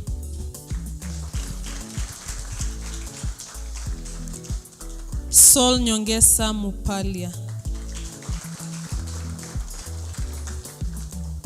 Jessica Senge.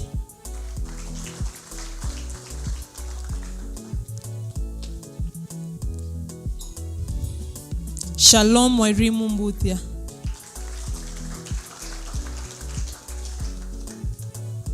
Jackson Wesonga.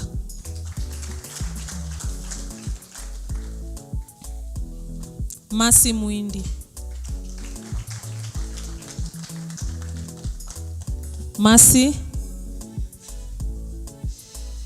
Arnold Ekaka Rinyo.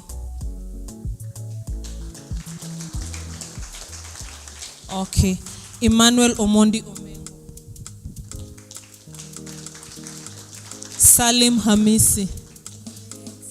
Salim Hamisi.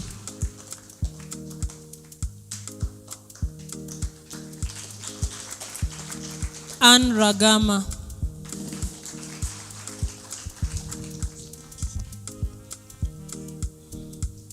Fatma Salim Chabanza. Fatuma. Okay. Alphonse Otieno Ouma. Saad Rama Abdullahi. Edgar Sakwa Temba. Edgar. Winnie Aitso Jomo.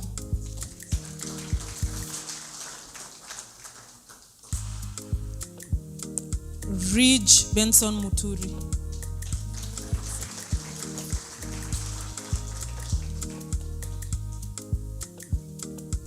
Nelly Mumbi Weru.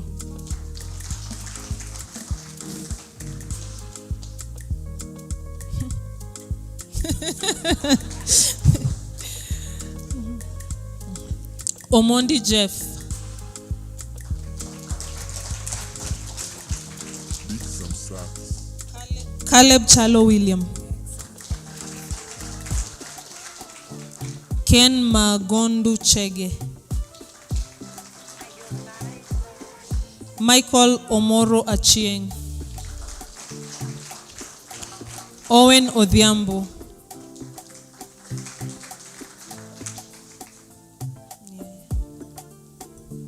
Brian Gomba.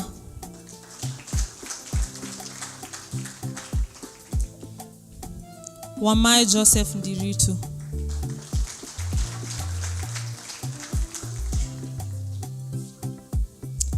Limuli K. Edward. Jane Nyambura Njao.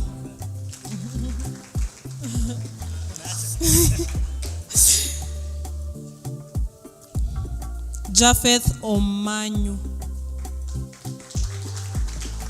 Yes, hiyo speed kuja tunayo hivyo. Walter Kibet.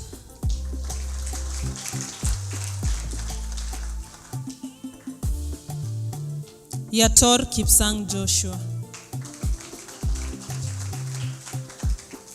Tuharakishe tafadhali.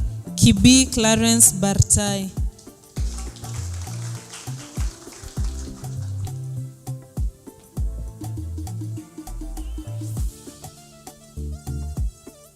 Kibi, it's you. T-shirt iko wapi? Rudi sasa uende uvae ukuje na kuwekea certificate. Irene Jerry Mungai. Roni Majiwa. Big some sacks. Clapeni huyo msupa. Roni Majiwa. Hilary Bet. Roni. You're Roni? Hilary Bet. Velista Motanya. Velista? Okay. Tuharakishe. Ali Wangara. Ali Wangara. Joan Chebet.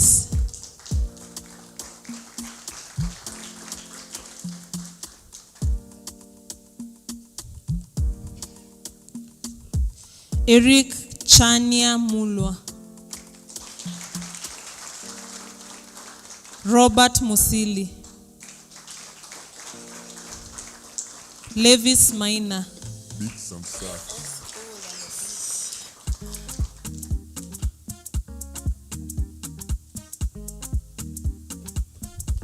Paul Ngigi Nganga.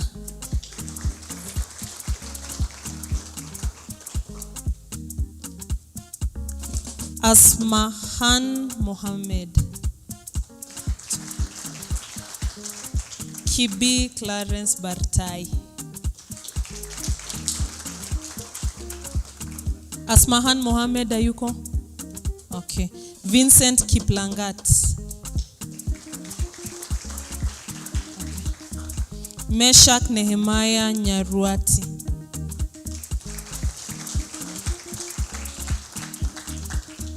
Fatma Wanjiku Hussein.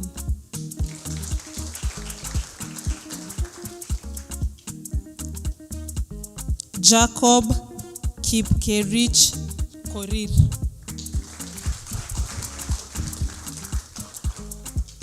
Owen Karanja Mbui. Jacob. Ata Owen amefika mbele yako sawa.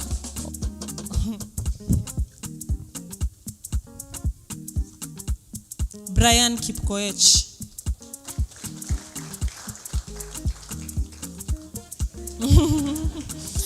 Jacinta Kavata Mutia.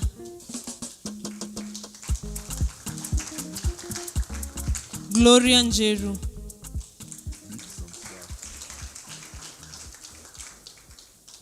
Okay.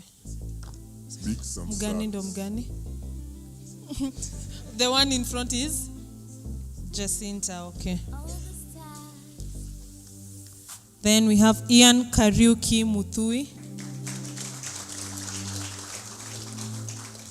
Esther Hasiro. Esther.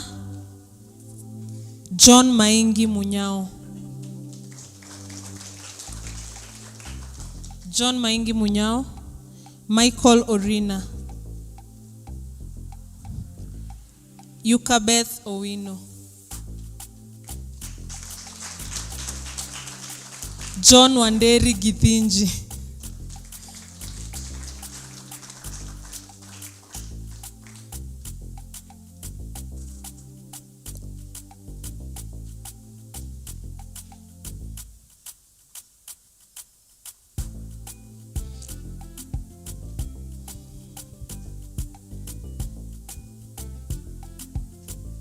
Okay, thank you Reynard. Acha tukupumzishe kidogo. Clap for Reynard and John.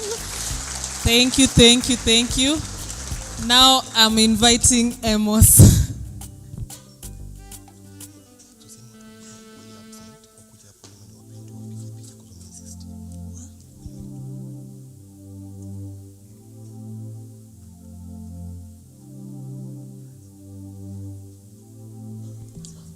Okay. Nimeambiwa if sijui ni kuchelewa ama what happened, but if we called your name earlier and you were absent, you can follow Alan, the guy holding the certificates, upate then utakuja upigwe picha. Najua picha ni muhimu. So we'll go to Kenneth Murioki Kogi. Paul Wainaina Wanjiku. Joseph Wathika Wanini.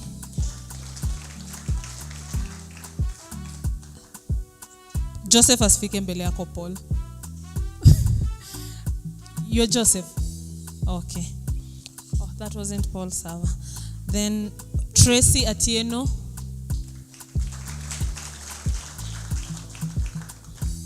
Yona Athoch.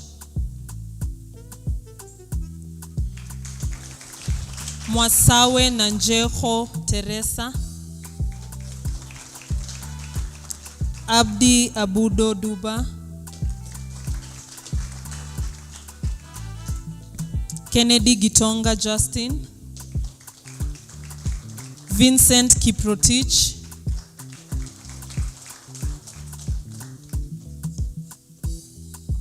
Okay, Vincent anafika mbele yako. You're Vincent? Okay. Augustine Angira. Eric Ngechu.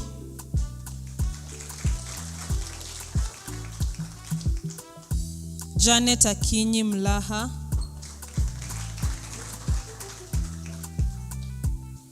Winfred Mutindi Mwendo. Cheruyot Johnston. Oh.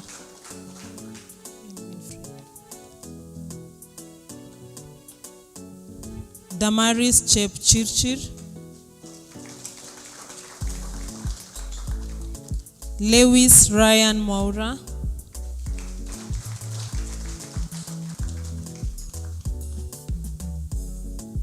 John Jenga Mbugwa.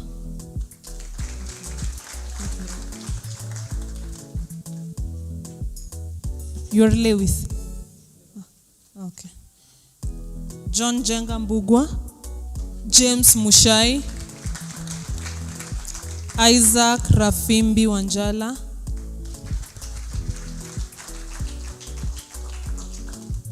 Mika Nyambaro.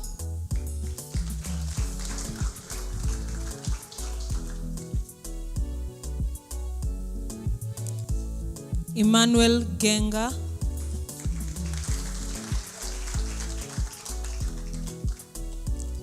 Mary Magdalene Atsieno. Mary Magdalene. John Gashara Mwangi.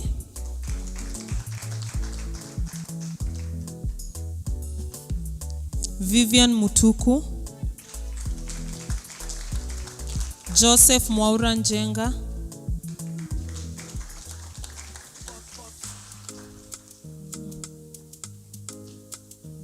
Abi Wodima Fabrize.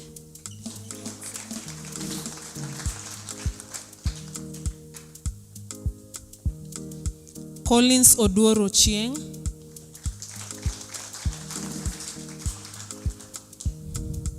Maxwell Epaphras Khadambi.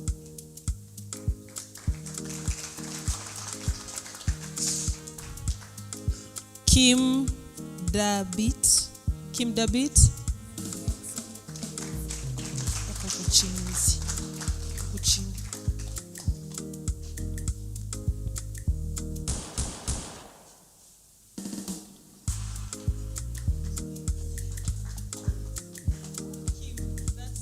Collins Oduor Ochieng.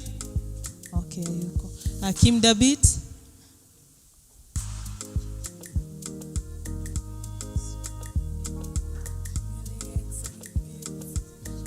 Okay, thank you very much.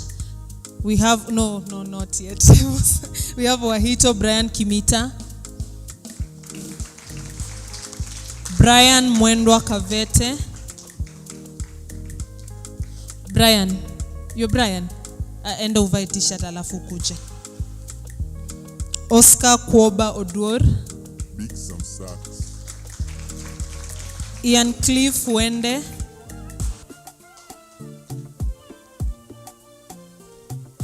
Jim Maina Kinoti.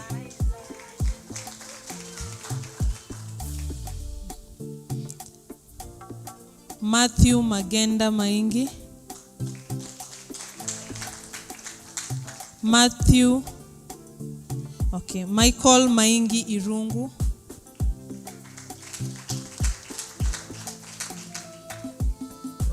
Collins Mutomi.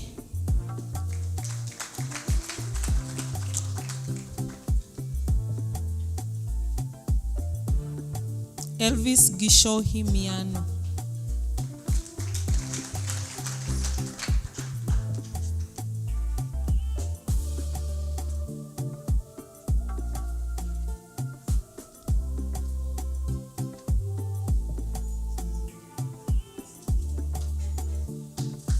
Okay, thank you, Amos. You can have a seat. Let's clap for them.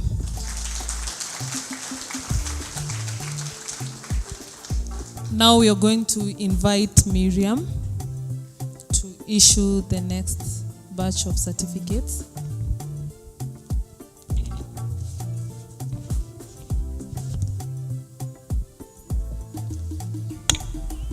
And Fresha will be the one to call their names. So next we have Trufena Kerubo Okenye. Humphrey Ndemo. Beat some socks.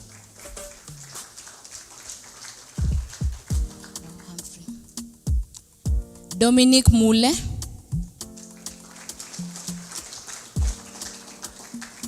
Edward Ringa Dume.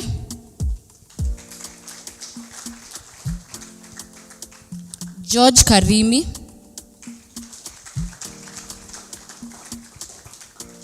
Cynthia Chelangat.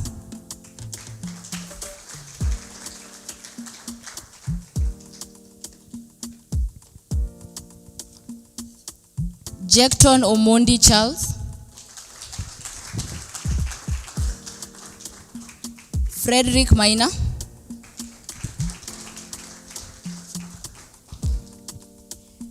Jedida Siombua John.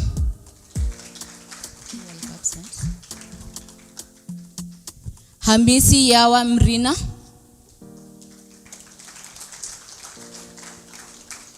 Joseph Ndegwa Githigi.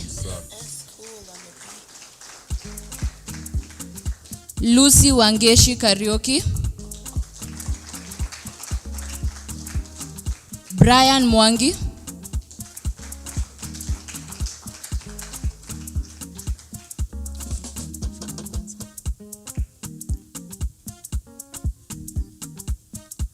Ryan Shironga.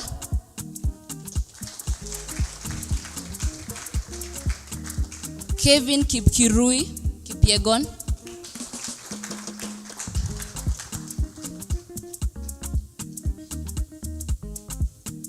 Kevin.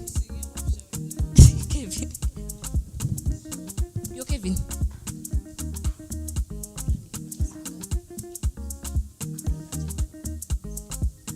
Kevin. Dennis Njoroge. Priska Jebkogei Kosgei. Chalo.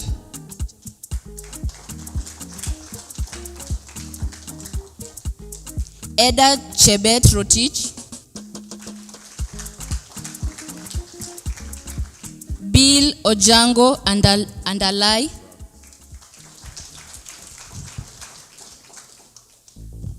Vincent Mutuku. Kennedy Nehemia.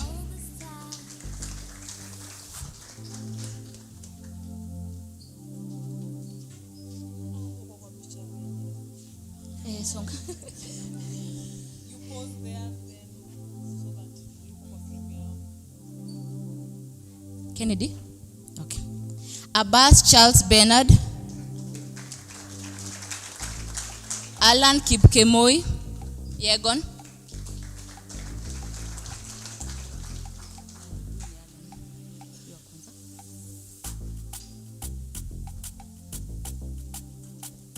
Daphne Grace.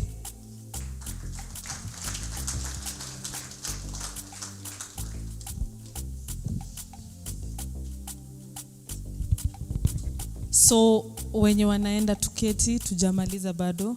We have like one last thing. I'm sure mtaki kuacha keki. Yeah. So tusiende, I think in the next like 10 to 15 minutes we'll be done.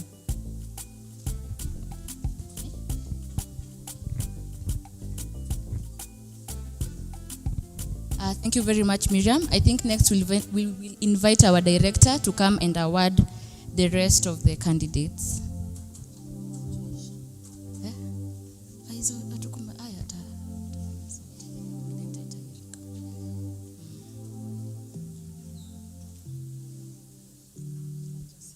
MD.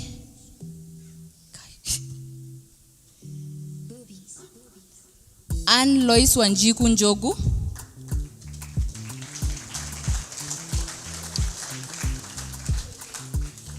Asab Abduba Abdilikad.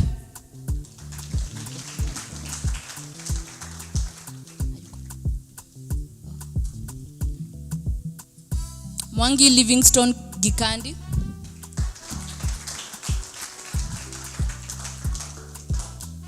Clinton Otieno Odhiambo.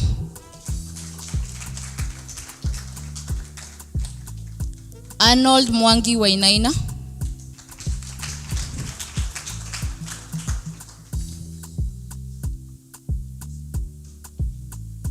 Alex Musimba Chalo. Mary Olo.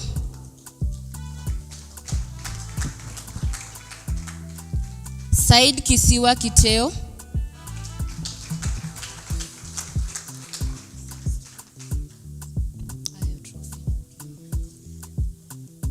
Carlton Cheriot Koril.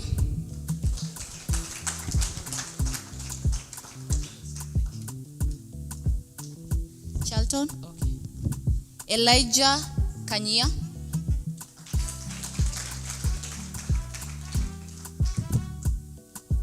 Mary Mangua.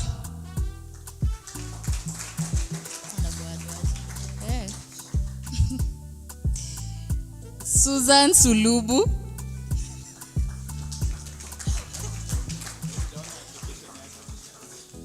Kidogo Mary. T-shirt. Avai t-shirt. Mary. Hembira Haron Hama.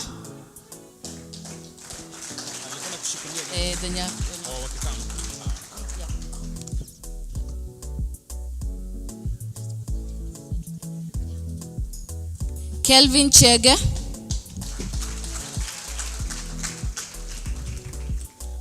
Ruth Jambi Njenga.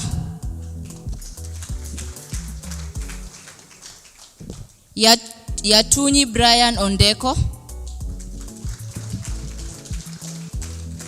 Kezia Anjeri Muturi.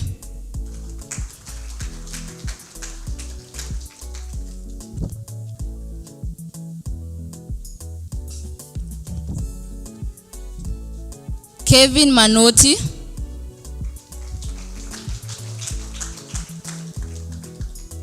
Gilbert Koech.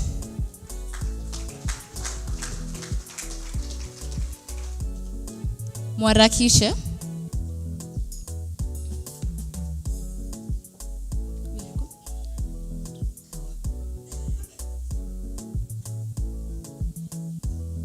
Gilbert.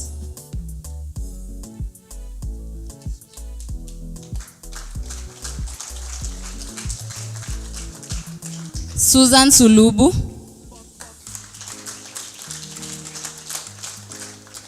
Mochama Joseph Osugo.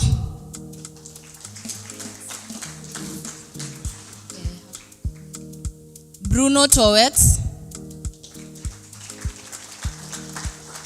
Norris Kamau Gikonyo.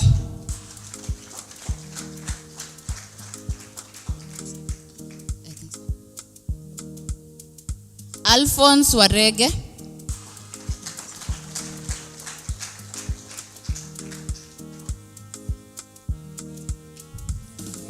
Shanice Akinyi Odur.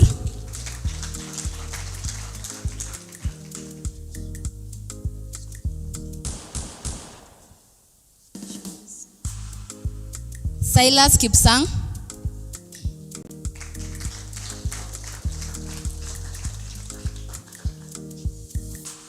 Alphonse iko hapa. Wareg. Let's just Shanice first.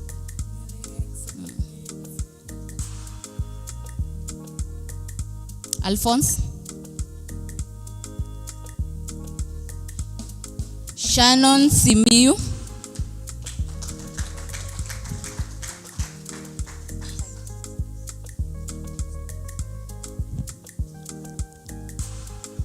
Silva Mbai.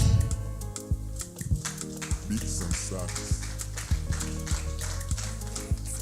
Shannon. Morris Mwai Githinji. Brian Masika Ihiro.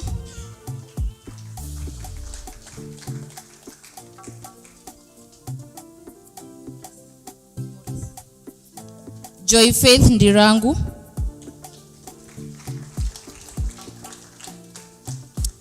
Karen Jeruto Koech.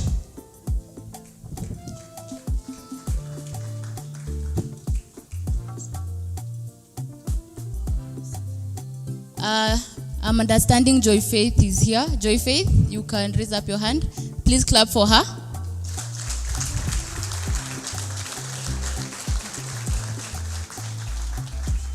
Karen Jeruto. Maxwell Onyango Ouko.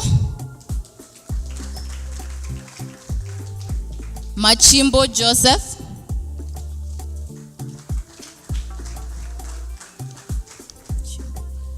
Dennis Kadhurima.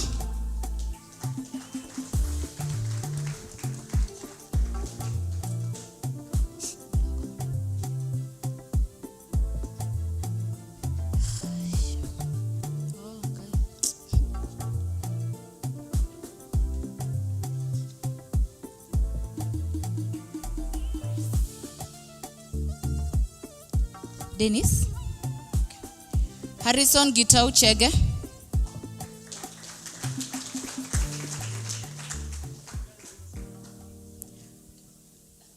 Samuel Musau. Beats and sax. Zimebaki tano.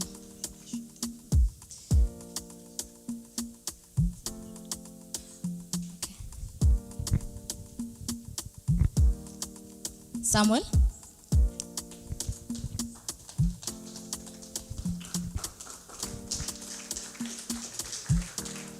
Thank you very much, MD, for your presence. I'd like to invite our lecturer, Glory, if you are around, please.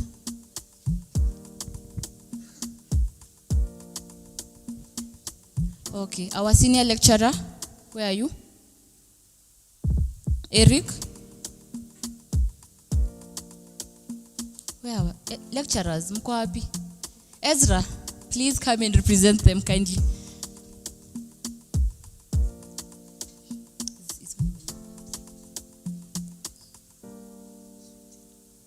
Peter Muturi.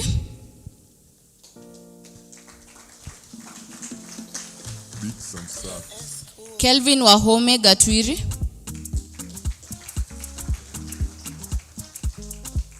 Miriam Ali Omari.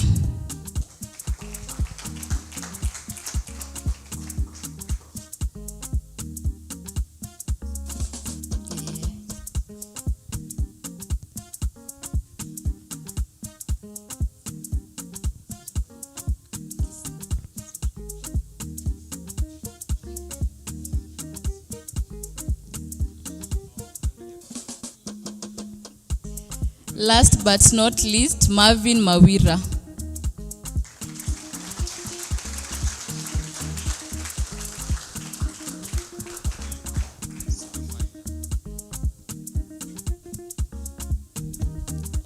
Okay, thank you, Mr. Ezra Fresha.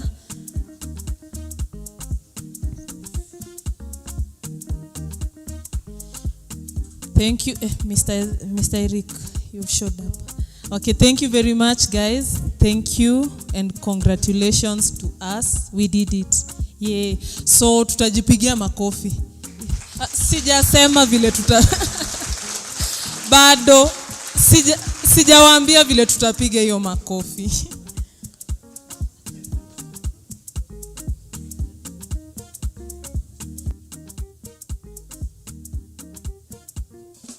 Yes, so tutafanya ile moja. We start with, tuanze na gani? Unajua ni sisi tumegraduate guys. I'm really feeling very. Tuanze na ngapi? 5 ile ile ya Moi. Sikumbuki vizuri but yeah, tunaweza anza moja. Guys, situjipigie makofi ni kama we did it. 1, 2, funga. Fungua. Asante. Okay, sawa. Thank you very much guys. Now we also award our guests. Yes, I don't know who will award them. Tutaita ni side. Ule the first year huyo. Ni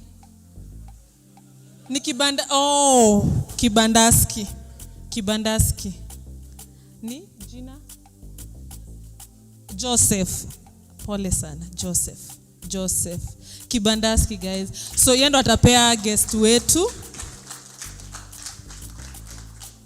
Sijui tuongeze mtu mwingine, acha tuongeze MD wetu. Si ndio? Ibambe. Okay, yeah. Wakiwa 3 kuja. Umesahau trophy, ndio ulikuwa yeye. So kuja. So ameendea. Sikuwa serious. Ndakushikia, nipe nikushikie. Okay, thank you. So we will like first to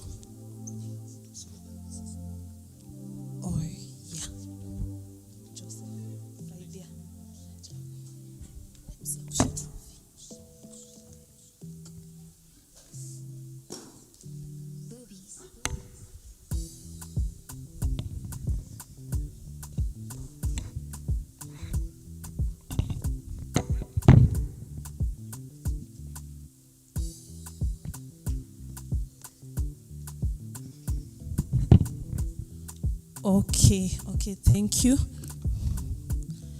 Now we are awarding our guests. Na mwapige makofi sana cause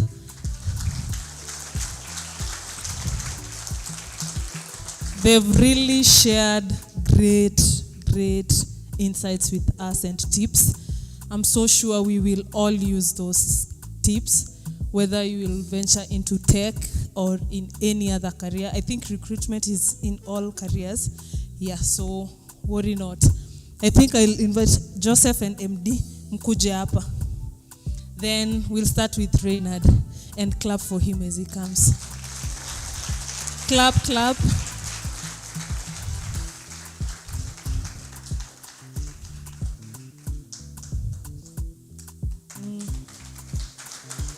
Mutapeana aje? Okay, thank you. Okay, we'll have Amos.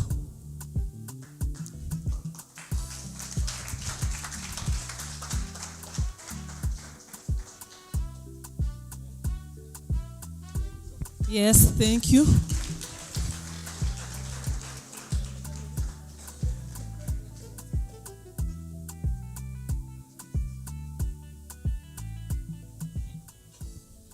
Okay, thank you very much, Amos. Then we'll have Miriam.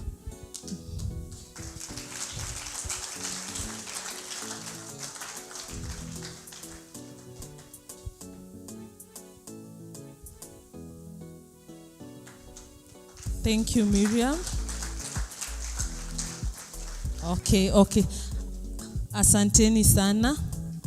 Now we have one last one for one of our mentors. You guys had mentors. Yeah, each mentor in each class. So we have one of the mentors here and would like to appreciate them. See, they were helpful to us. Well, tusaidia sana. Sawa. So we'll call Charles. Aya ndo huyo. Huyu ni mentor wenu. Mpigeni makofi. Charles. Thank you very much, Charles. Kama alikuwa mentor wako mtafute. Muonane in person. Okay, thank you. Thank you, our MD and Joseph. Chukua. Yes. Hiyo trophy we frame ama weke kwa glass. Okay, sawa. Thank you again. Now we are coming to the close of this session. We have cake. Fresha and the team, kindly let's bring the cake. Tupige hata keki makofi. Yeah, thank you. Thank you very much. As the cake comes, ndaita Mr. Ezra to give the vote of thanks before we pray. Mr. Ezra. Then as we cut the cake, we will call Jean. Si mnataka mziki? Mnataka mziki ama? Okay, sawa. So, Mr. Ezra will give the vote of thanks as Jean comes to the stage to give us musica as we cut the cake. I once more. So to those who are not here when I was introducing myself, my name is Ezra Opande. I lecture at eMobilis. Yeah. Yes, so we were among the first people. Sadly, it was virtually 100%, so we didn't have any kind of physical. Thanks again, guys. Now, you have to understand, what we gave you were the basics, okay? You already have exactly what you need to get into tech. The question is, what are you doing about it? Or what exactly are you doing with the knowledge you learned during your classes? So you must push yourself, you must code, you must program, because if you don't, you'll for sure forget. So you must put in the work yourself, regardless of whatever course you may have done. It could be agriculture, it could be water, I believe there's a course like that or something like that. So it does not matter. So you must ensure that you put in the work, practice here and there, and of course, you'll be a great programmer out there. And of course, once more, congratulations. I also have to thank our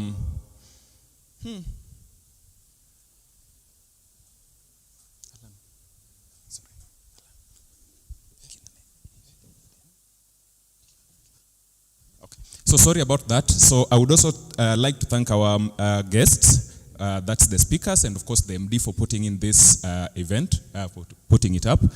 So see you around, see you in the field, and congratulations once more. And bye. Thank you. Thank you, Mr. Ezra. Thank you very much. So wakati ni sasa. Kama si sasa ni sasa hivi. So we'll cut the cake, then pray, and we also have VR game. Yeah, game hapo mbele, hapo outside you can go and play. It's free, no one will charge you. Courtesy of eMobilis. So you can go and do 1, 2, 3. I don't know what's that, but you can go and do it. Then we also have photo session if you want. We will also have a group photo. So please msiende. And also photo sessions hapo ukisikia unataka kusnapiwa, we will do that. So I'll invite, I don't know where, Claire and Joy Miriam to come assist Fresha with the cake. Mnaweza ipiga picha pia. Yes, then again sijasahau.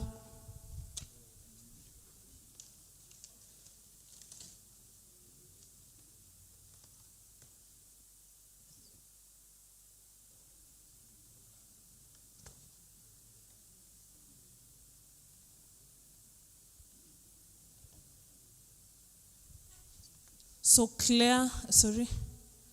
Yeah, we'll have. No, Claire, I think you will check the winner of the tweets. I think the posts, the one with the most posts, some likes, some retweets. I will give airtime to that person. Mtaka kujua na pesa ngapi? Amniulize hata. Nisiseme alafu mwanza tisaindo mna tweet hapa mbio. Nampea 500 worth of airtime. Niwape dakika 5 hapana. Siwapei hiyo chance. Nampea airtime mimi. Ni yake niliwaambia nitapeana so. Tutaelewana na yakitaka nimtumie kwa M-Pesa as airtime, nikitaka nimpe cash. Ataniambia but nampea airtime. Atununu Instagram followers atutaki, tukubali hiyo. Influencers hapana. So here is our cake.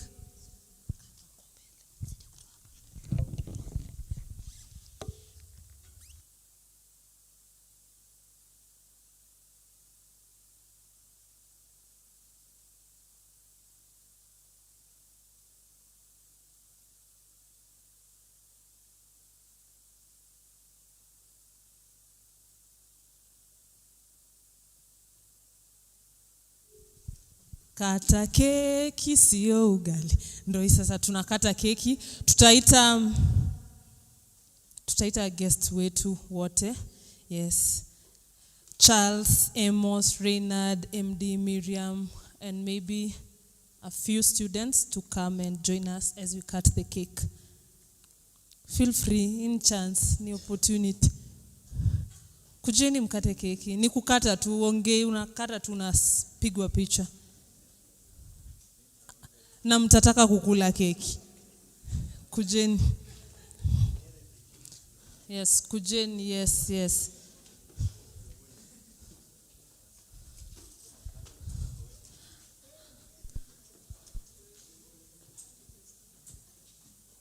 Allah. Kumbe mlikuwa mnataka kuja. Okay, so I think hii ni picha mzuri, acha nitoke. Mpiga picha, nisimame hapa. Mpiga picha. Tu snap kwanza kabla tukate keki.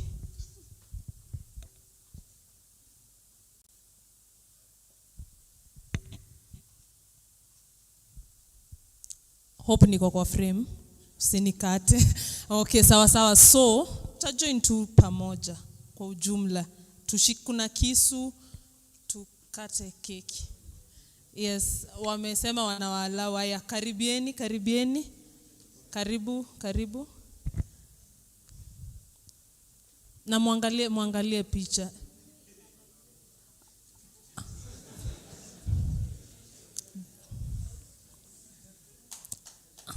Munakata mkiangalia picha.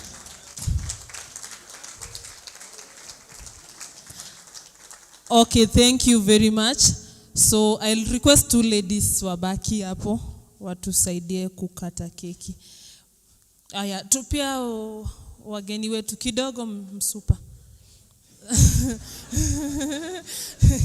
Aya, Mr. Ken, usianguke nayo. Mr. Ken, Miriam, Reina, Charles, Amos, atanyimshike tu kisu tuone kwa picha.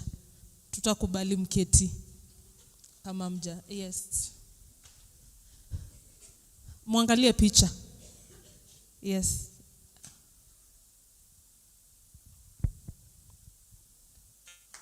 Thank you very much. We can have our seats. Sasa ni baki na the ladies. Aya, sasa. Ni trace.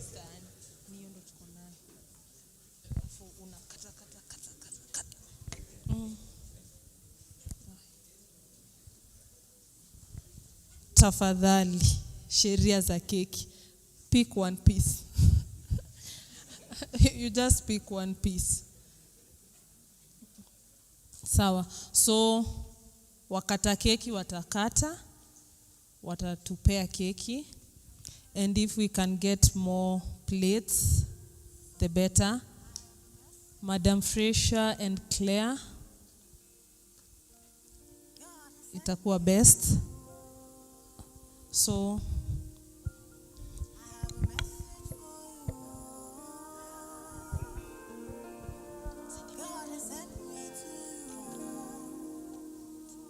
listen, them say, them tell you say you can never be the one.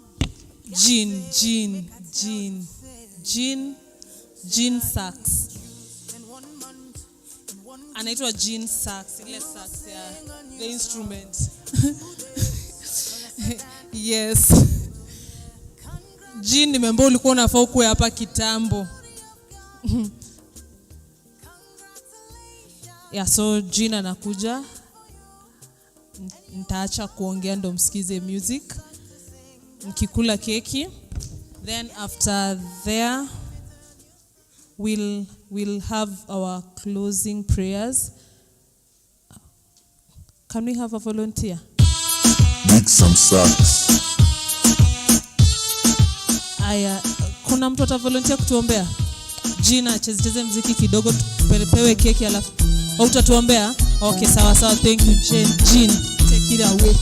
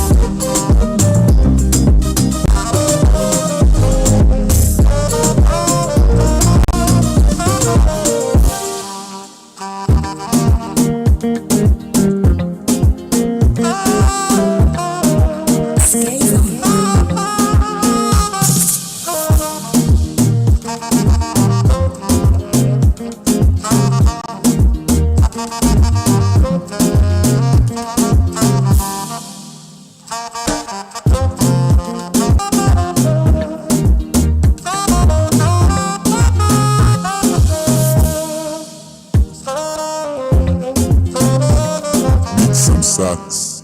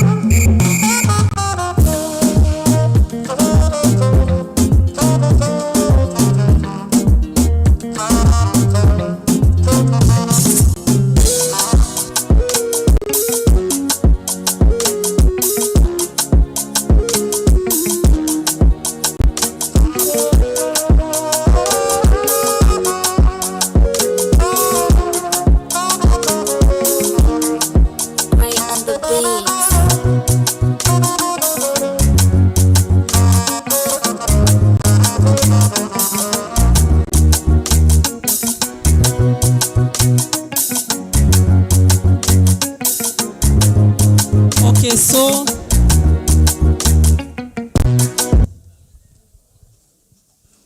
nimefika wakati sasa wa kuaward ule mtu wangu.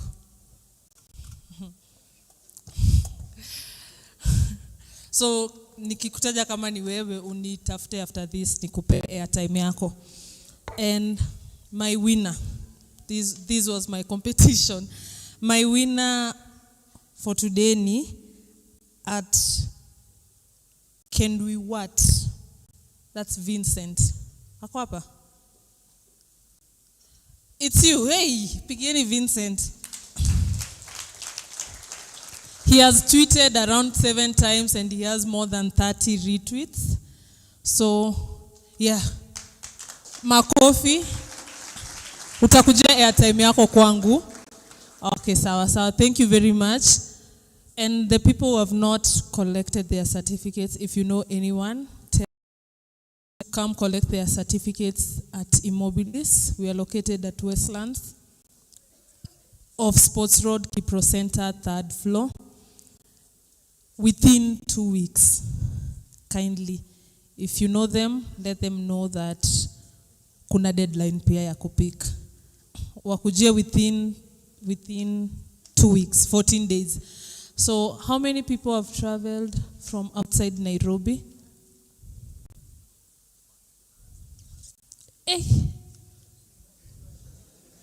Watu wa Rongai hapana.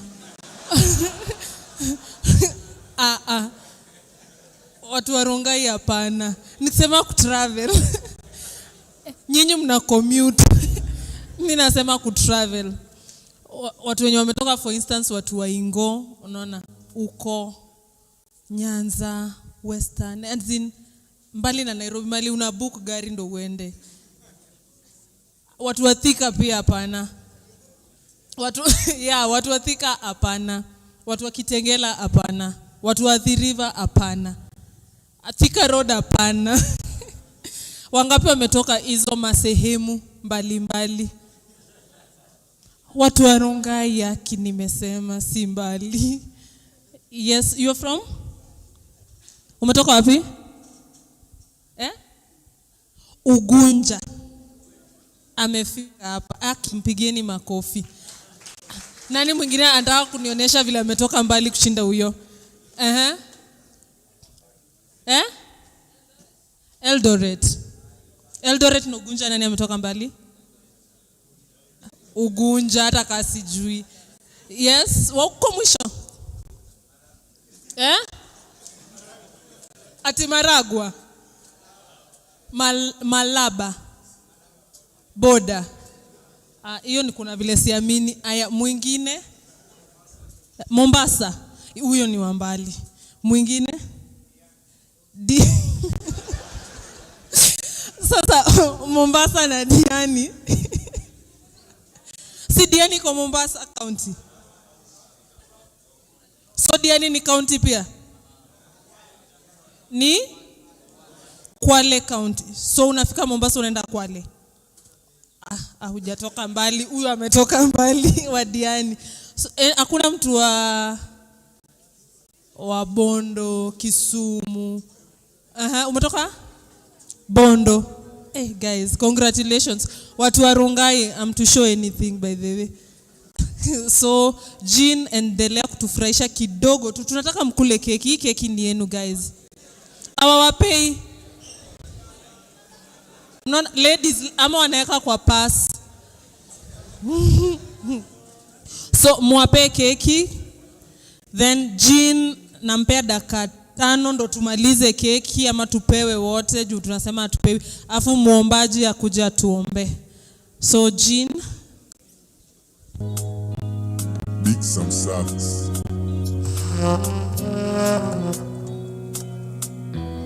It's MZ special.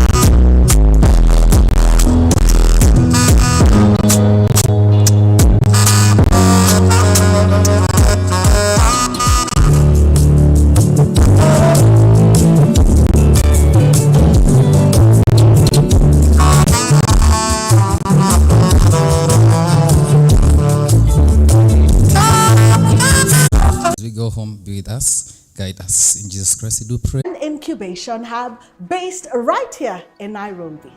Today, I want to give you a virtual tour of the institution where you will get to interact with the lecturers and my favorite part, the students. Come join me. Our program gives special attention to hands-on tech for all the courses, ranging from software development, cybersecurity, data science, among other, trained within our 4 modern computer labs with over 90 high-performance machines. Here are our labs fully equipped for a practical tutor-led learning.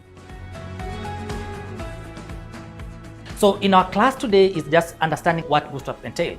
So Bootstrap is a CSS framework that is going to understand, to learn more actually how you're going to create dynamic and responsive web systems. Hi everyone, welcome to Safari Lab. So at eMobilis, what we do, we embark students to train them mostly in software development. We have 4 labs at eMobilis. All our labs assign them using browsers. In this lab, we have 40 machines equipped to each student. So as I'm teaching here, all the students are doing what actually I'm going to give them here. So this is Opera Lab that has a capacity of 25 computers. They are all fitted with the necessary softwares that we use for training the different modules of cybersecurity.